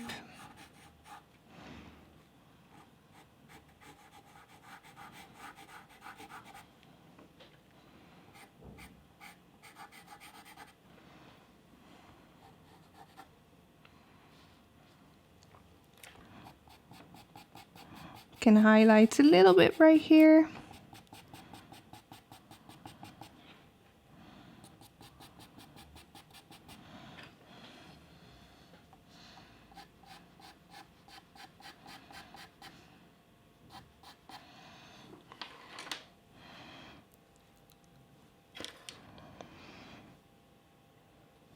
All right, so right now that's looking a little weird, so I have to add a bit more shadow.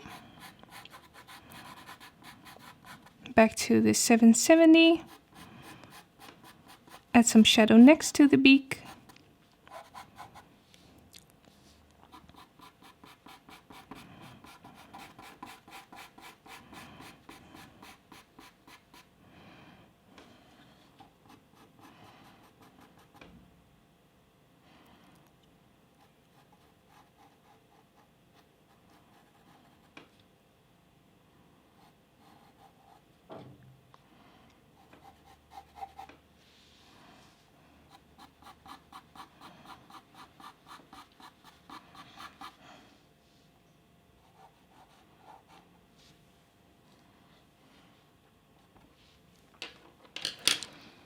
Tiny bit of green, 460. I'm going to glaze that.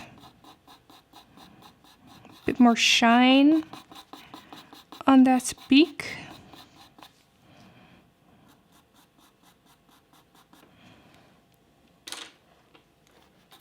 Let's add some right here. So now I can add in all the colors that I want to add. For instance, a little bit of brown. See a bit of brown right here at the bottom, so I'm adding some 635. Not too tidy with that.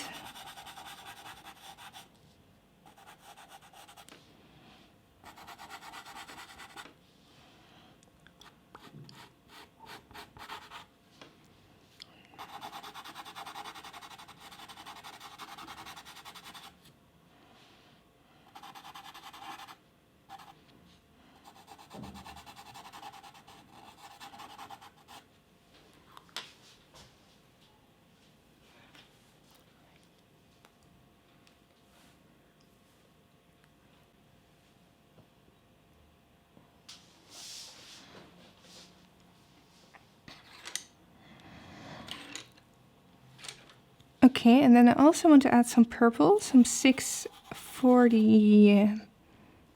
640. I'm going to add this on the edge, because just as like with the hair, I want to add some purple as a highlight.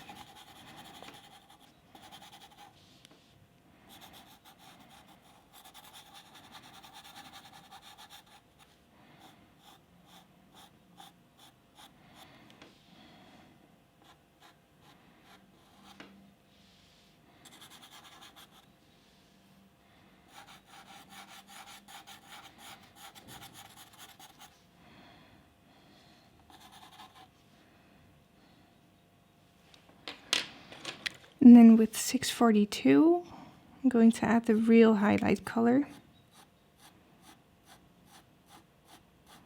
A little bit over the edge.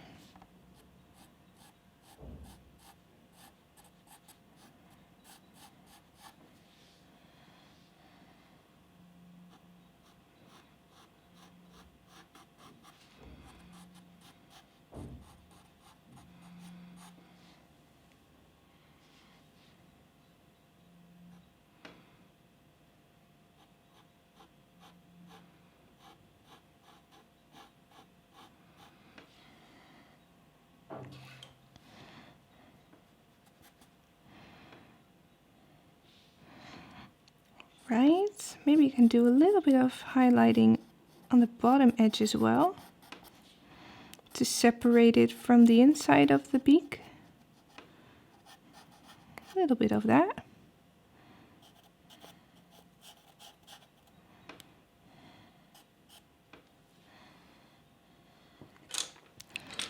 Alright, so almost done with the base colors. A little bit more black right here.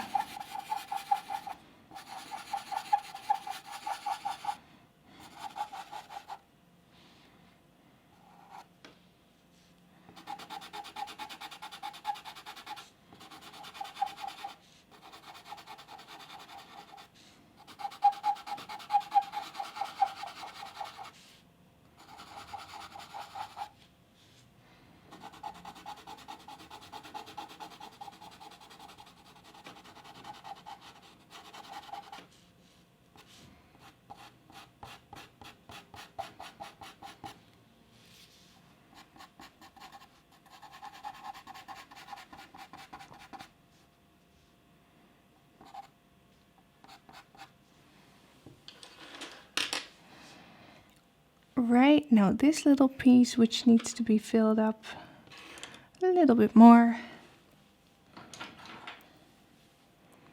Bit of 726, bit of a darker gray.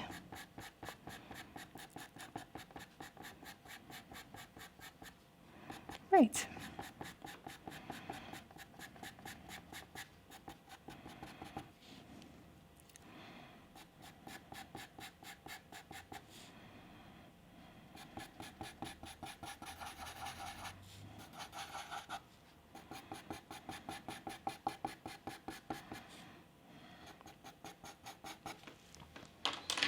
Alright, so now I can blend. Now everything is nice and filled up.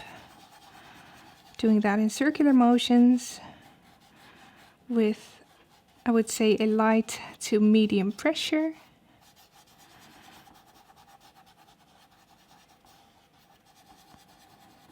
Being careful with the highlighted part because I don't want to get any black into that. So actually I'm going to switch to my pinky and do this area.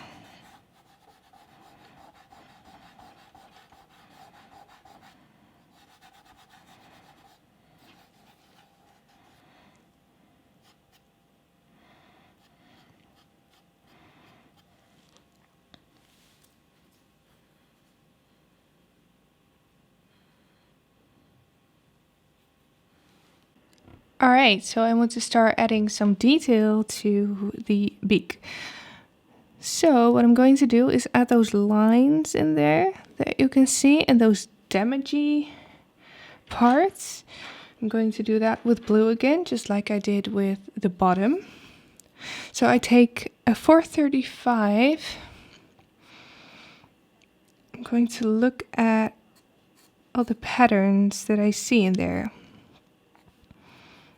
And with hardly any pressure, I add all these lines in there.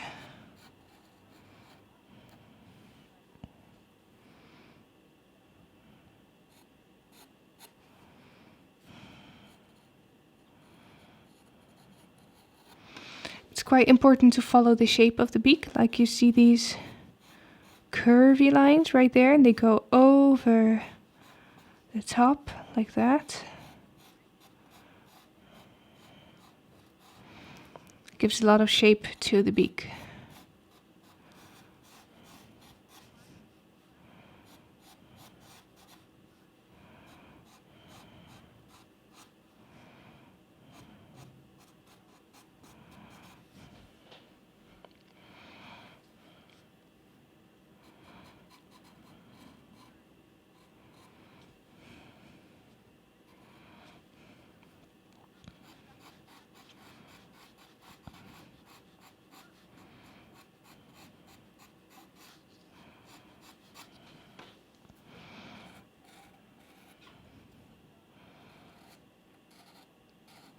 Alright, so taking this very slowly.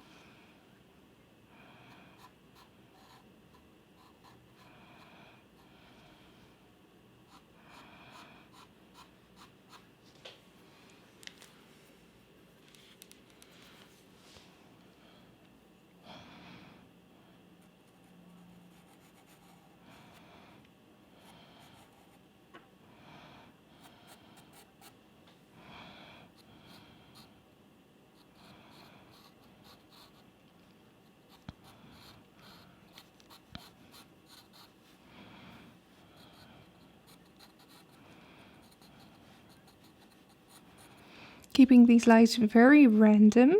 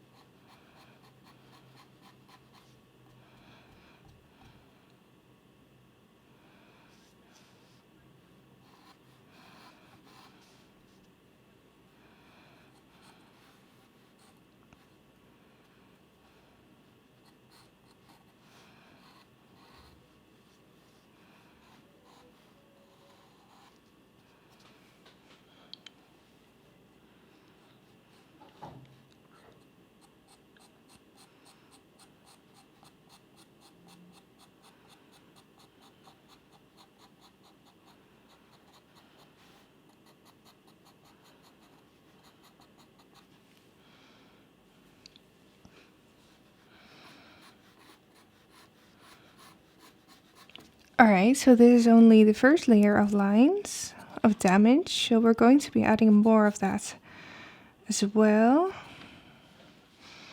Also right here at the top, I need a little bit more detail. So I'm going in with, let's do 770.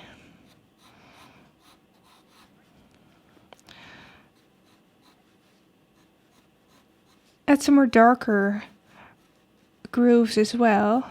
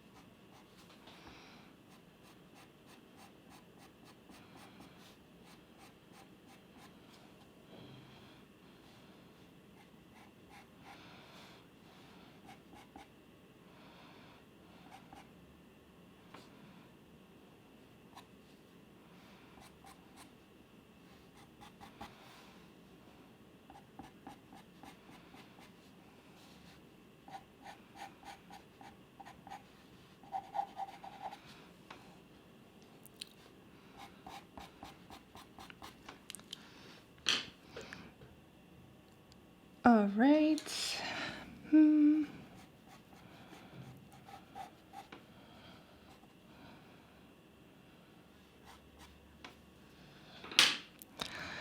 Let's see, maybe a little bit of beige, yellow beige, 105 to contrast the blues.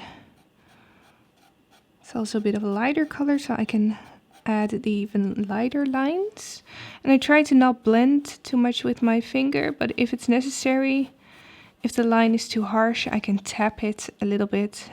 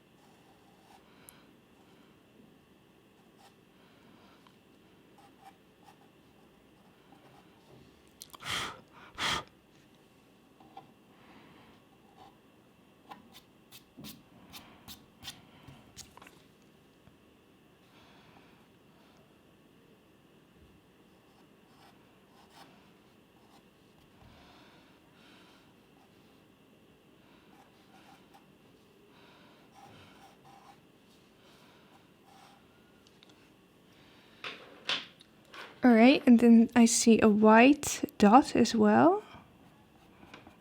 I'm going to add that in. White dots. Some extra detail. Not make it too prominent. Let's tap that in.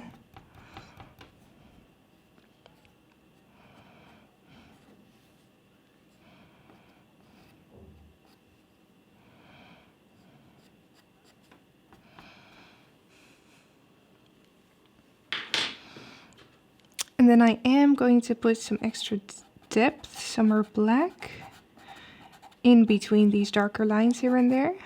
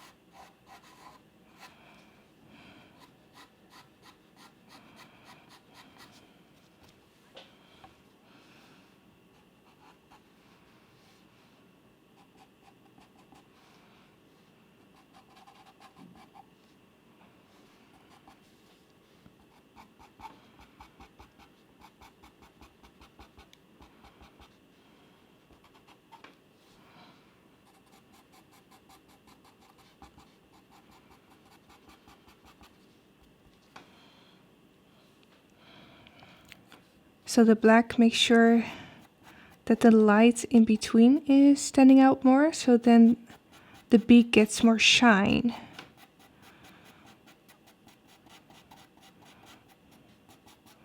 So I am adding a little bit more black.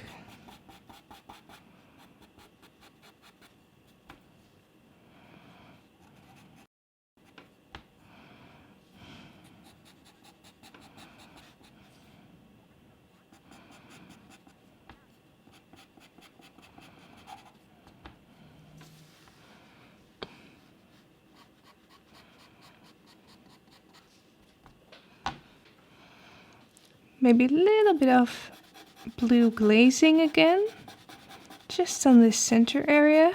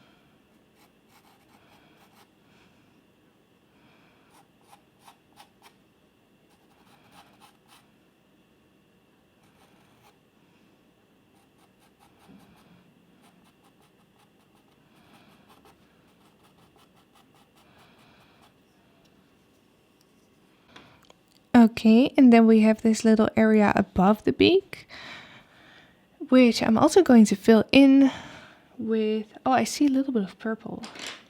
So let's fill that in with 640 actually.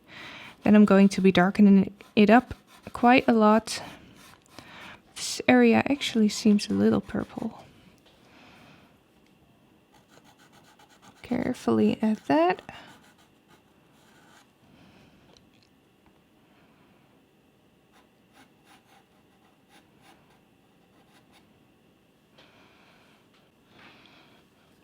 Right here at the top, it's just more grayish looking, so I add 724.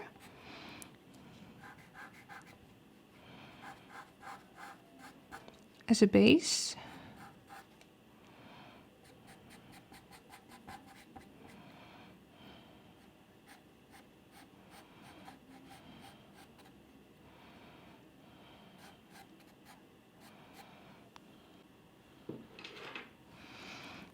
Alright, let's go over with a bit of 770.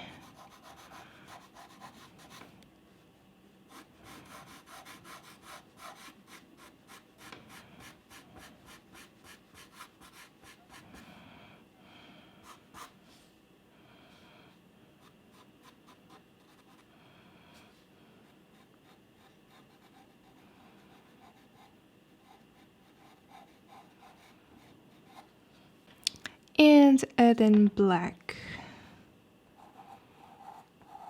Actually, that edge is very dark.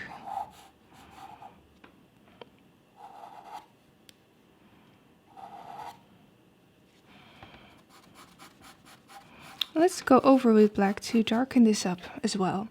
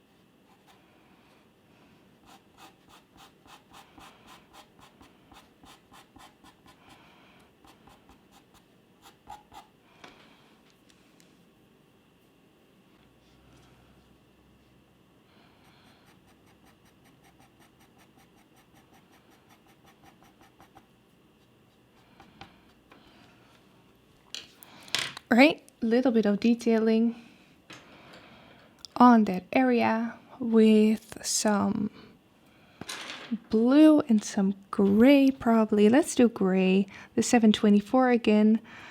You see some like little lumpy things. So I can add that by stippling on there.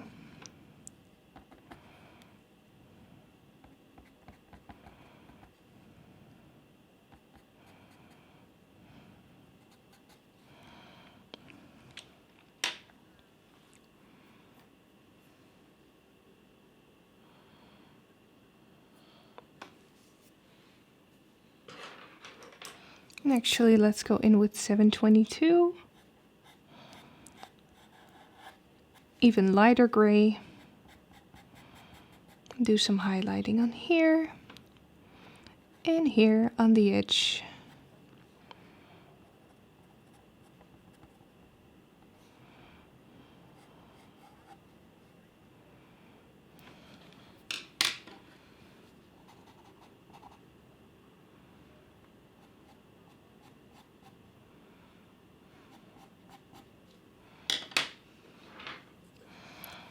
A little bit of white.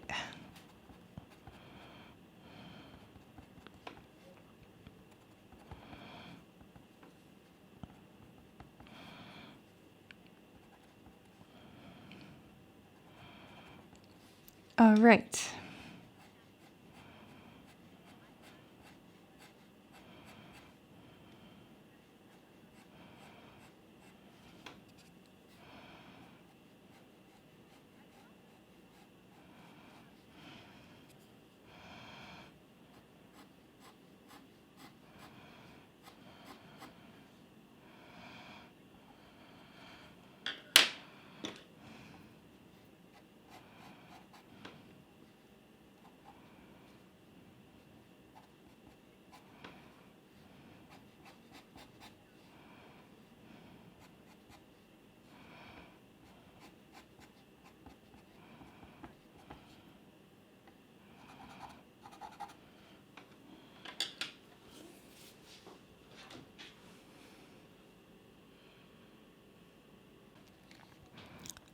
Alright, so also you see a little bit of the inside of the mouth. You can see the tongue, a tiny little bit, not too much of it, but I'm just going to fill it in with 770 again with the base tone. And then I'm going to tone it down with a little bit of the 760, the bluish grayish tone.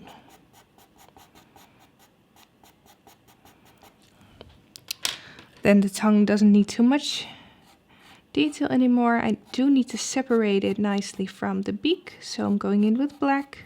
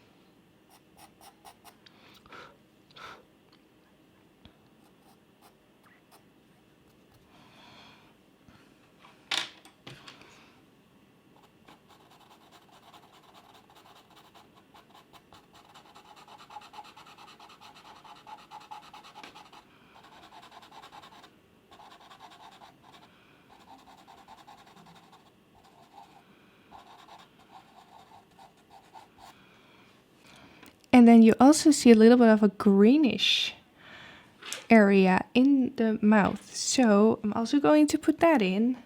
Greenish, orangey. So let's use some colors that I've already used. 460 and 670. Put that together right here in the inside. It's way too vibrant, this color. But I can mix it together with a little bit of this reddish tone.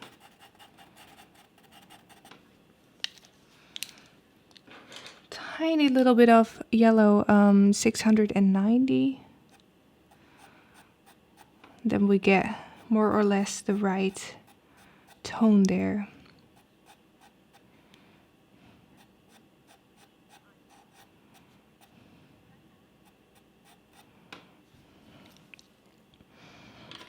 And then I can go in with black. I'm using my Creator color.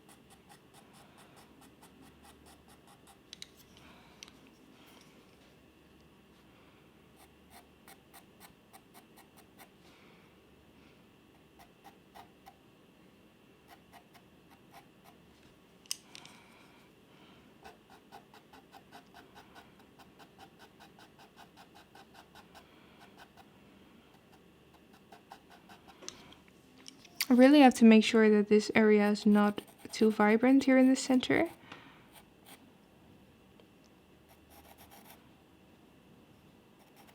So it doesn't distract from the rest.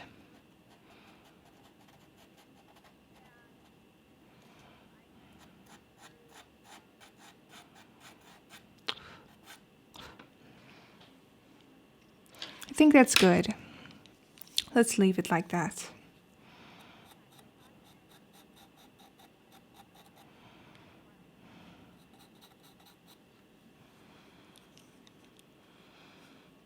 Alright, so then I've been thinking about the rest, because on the reference you see quite a large part of the paw. And I like that, but I feel like it won't add anything to my drawing as a drawing.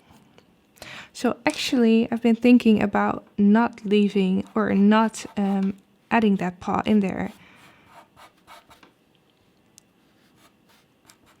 So I think I'm not going to do that. You can add it in there if you want to, but for my drawing, I want to frame it, put it on my wall. I think I will not add it, so I'm going to erase my already really light sketch lines and just draw in the other wing and continue that downwards a little further.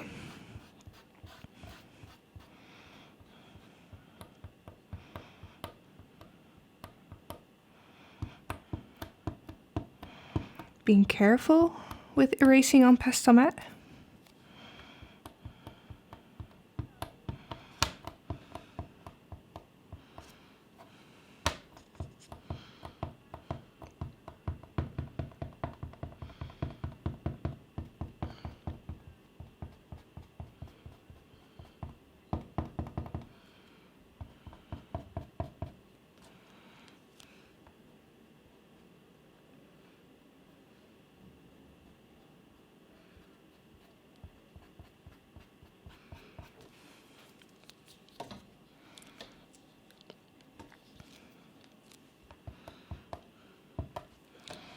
Alright, so I'll do the other wing now.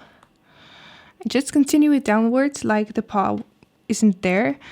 So usually the paw is a little more downwards, but in the reference he has it up and they can put their legs up quite high. But I can just ignore it and continue the wing downwards. So I'm going to outline it with my 151.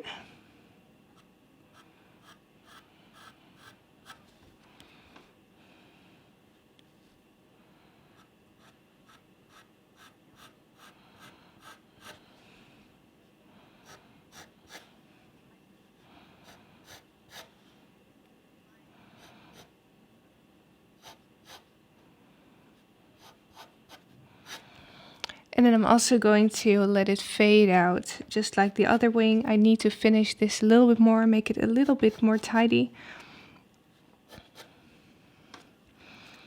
Also, I can continue the belly down a little bit more as well.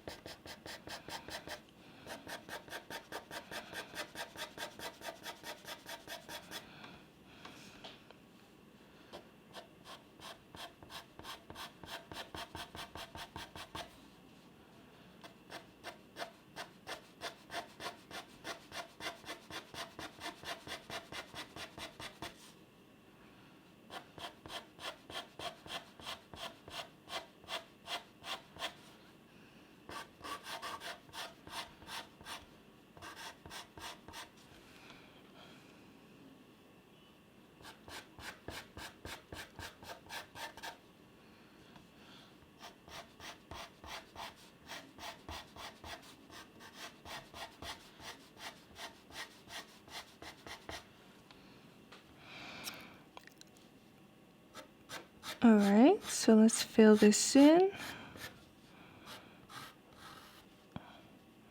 The inside of the wing is super dark, so I think I will add some black there alongside the edge of the belly.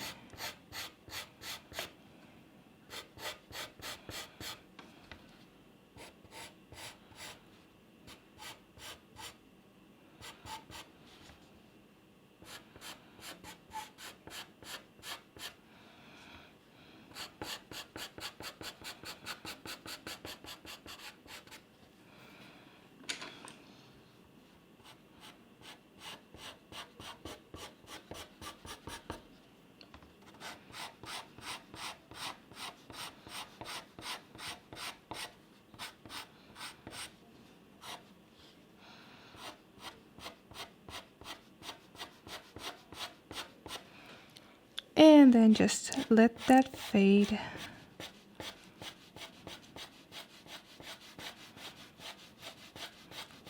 Removing the pressure from the pencil.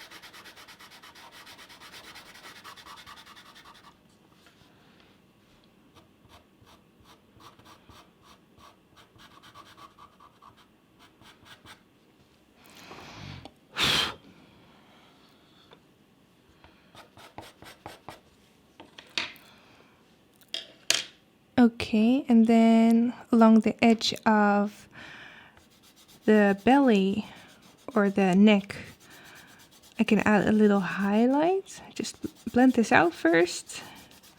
Blend this all in.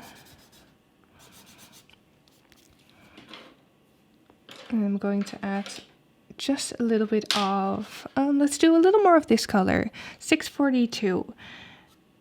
And add this right here.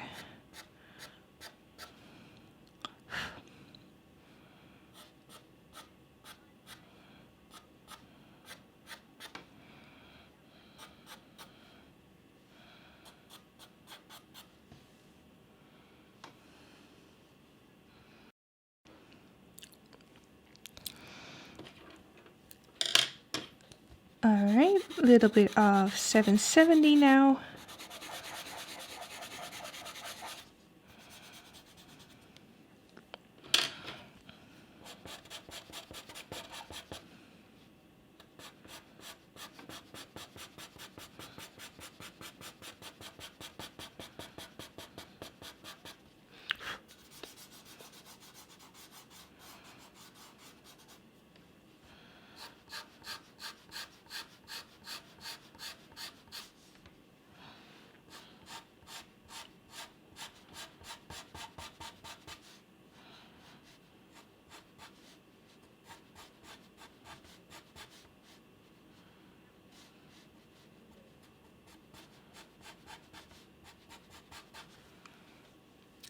A little bit more black.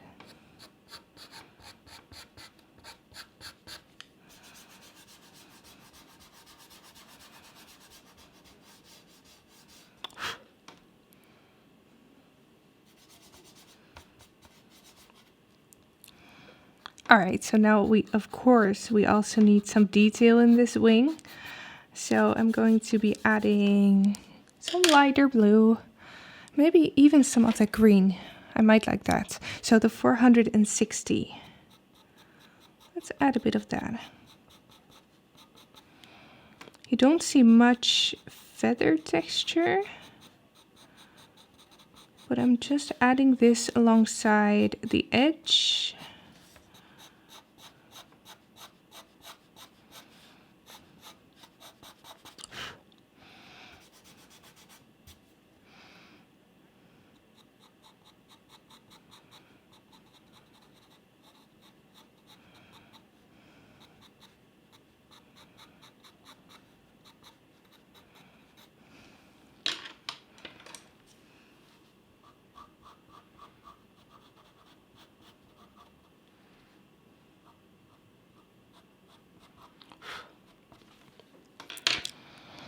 And then also some lighter blue, some of the 425.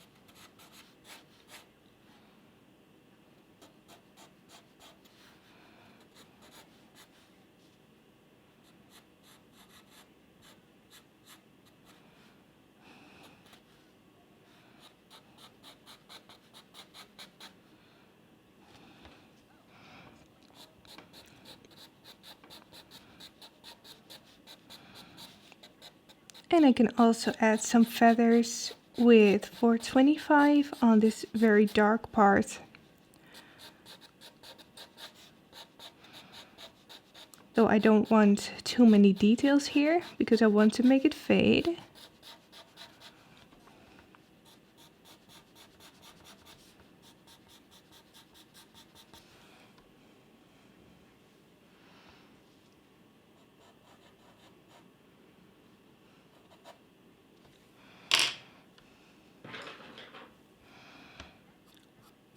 And an even lighter blue,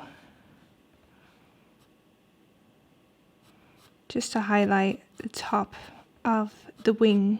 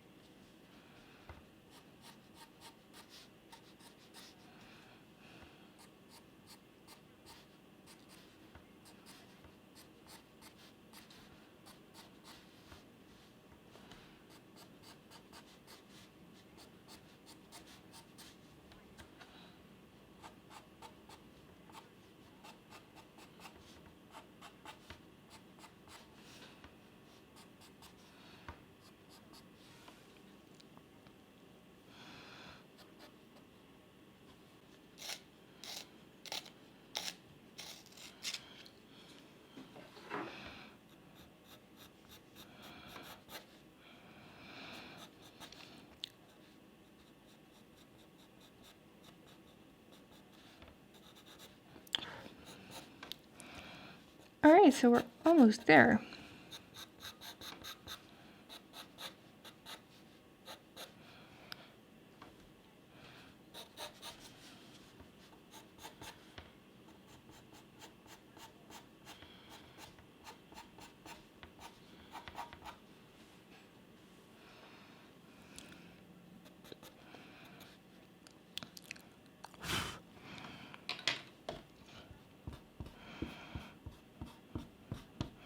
Keeping the paper clean is very hard.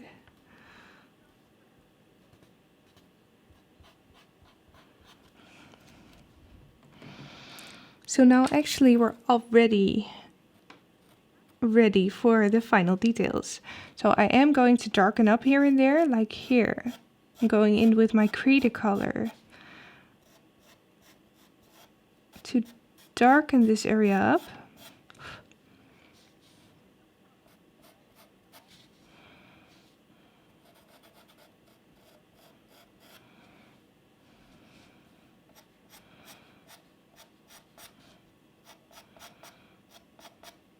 And I need almost no pressure with the creator color. I can go so easily on top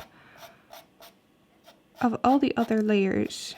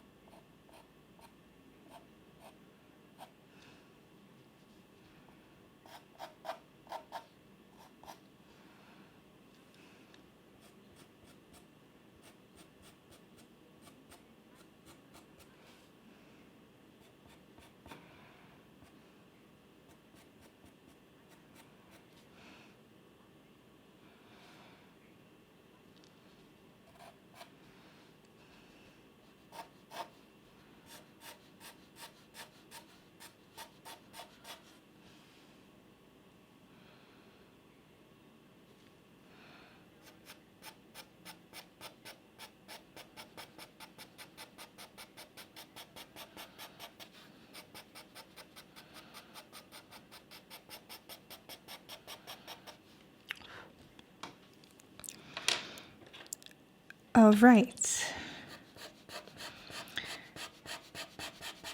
And now to work a little more on getting this fade effect to be nice.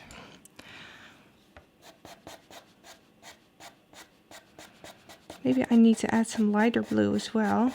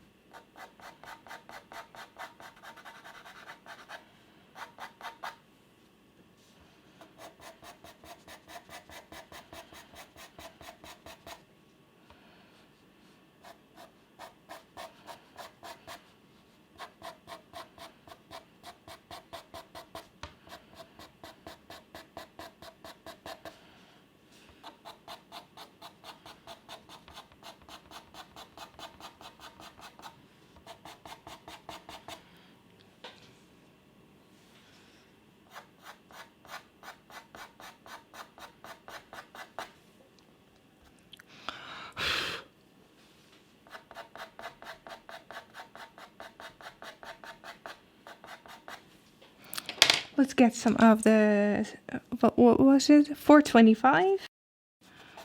Add that on top a little bit.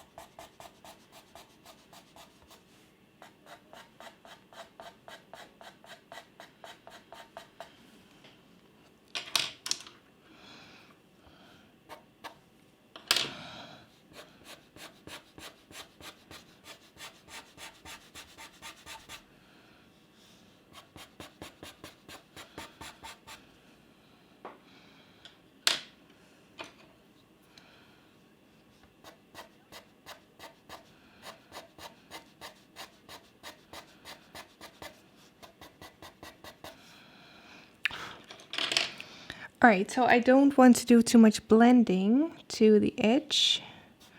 I'm going to try to just move this out a little.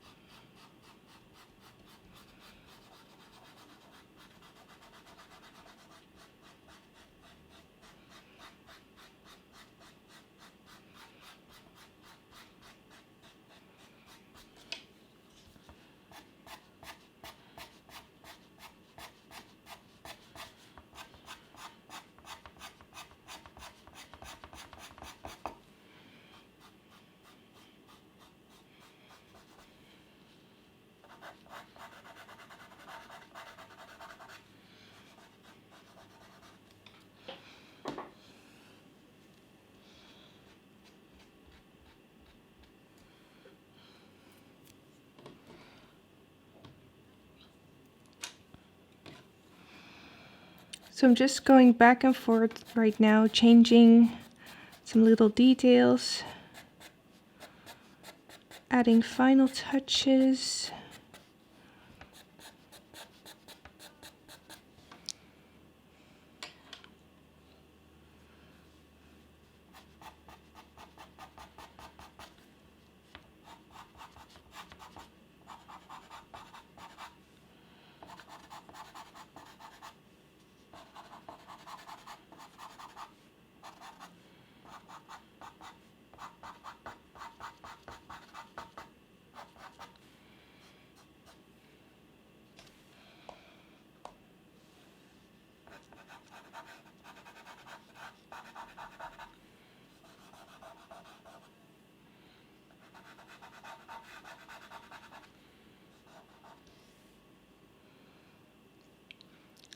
I think I like that.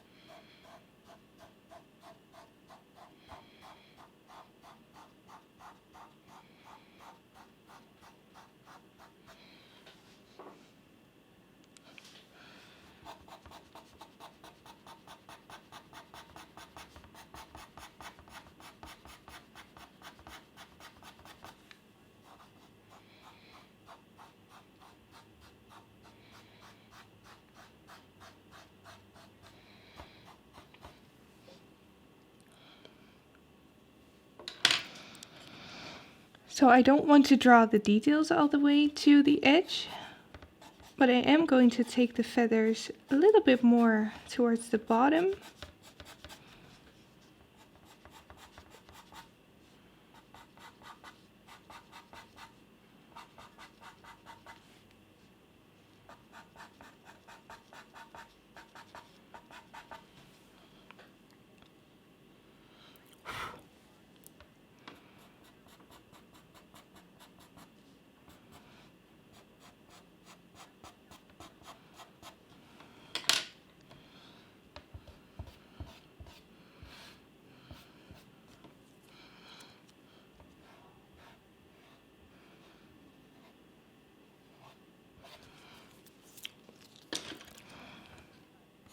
A little bit more highlighting on this feather.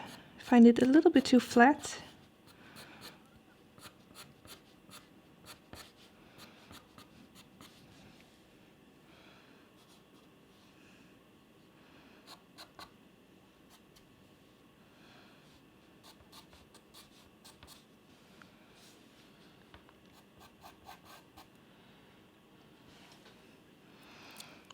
And then I'm going to call it finished. This was such a fun drawing to make. Maybe one of my favorites. Definitely one of my favorite pastel tutorial from this year. So I'm super curious to hear what you think of it.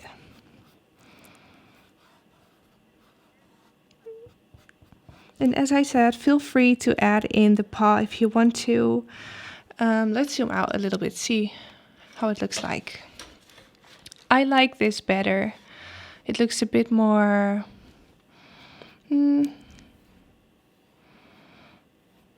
not more natural. But it's a little easier to look at, I feel. A little bit less busy. So I think I like this better. Do I need any more highlighting? Let's see. Do I need more details in the feathers? I can just go around a little bit. Change some things here and there. Add some more highlights here and there. It's not really necessary though, but...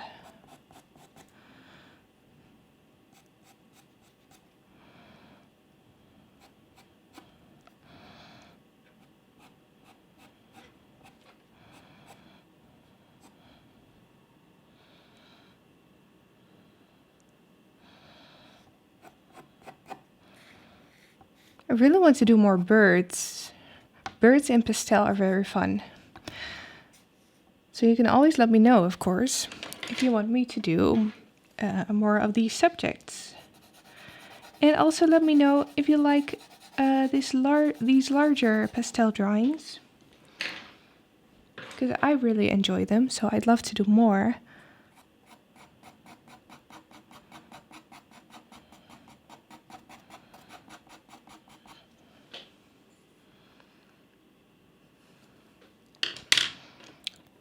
I guess I need to do a little bit more of the feather texture. So a little bit more like zigzaggy feathers with white. Just make them cross each other a bit more. Not everywhere, but just here and there. So it's not just lines, but more like overlapping feathers.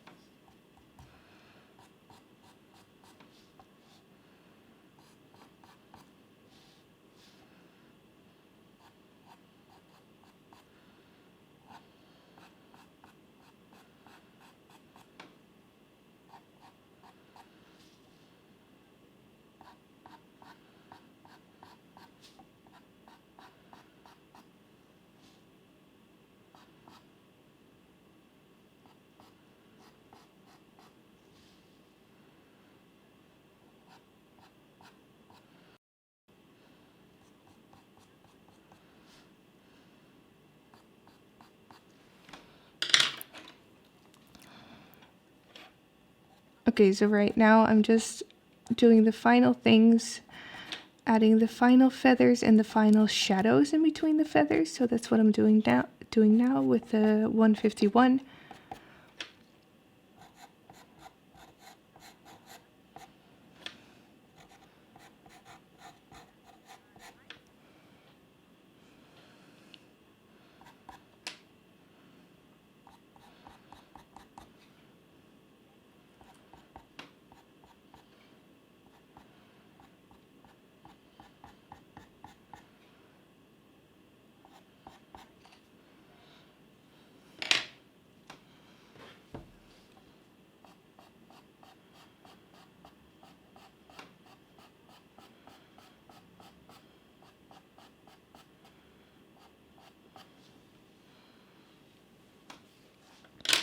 Alright, I'm calling this one finished. Really hope you liked it. Let me know what you think of it. I really enjoyed it. So yeah, that's the end of this tutorial. You can find the color list attached to part 1, and I'll also attach it to this part. And then I'll see you in the next one. Thanks for watching.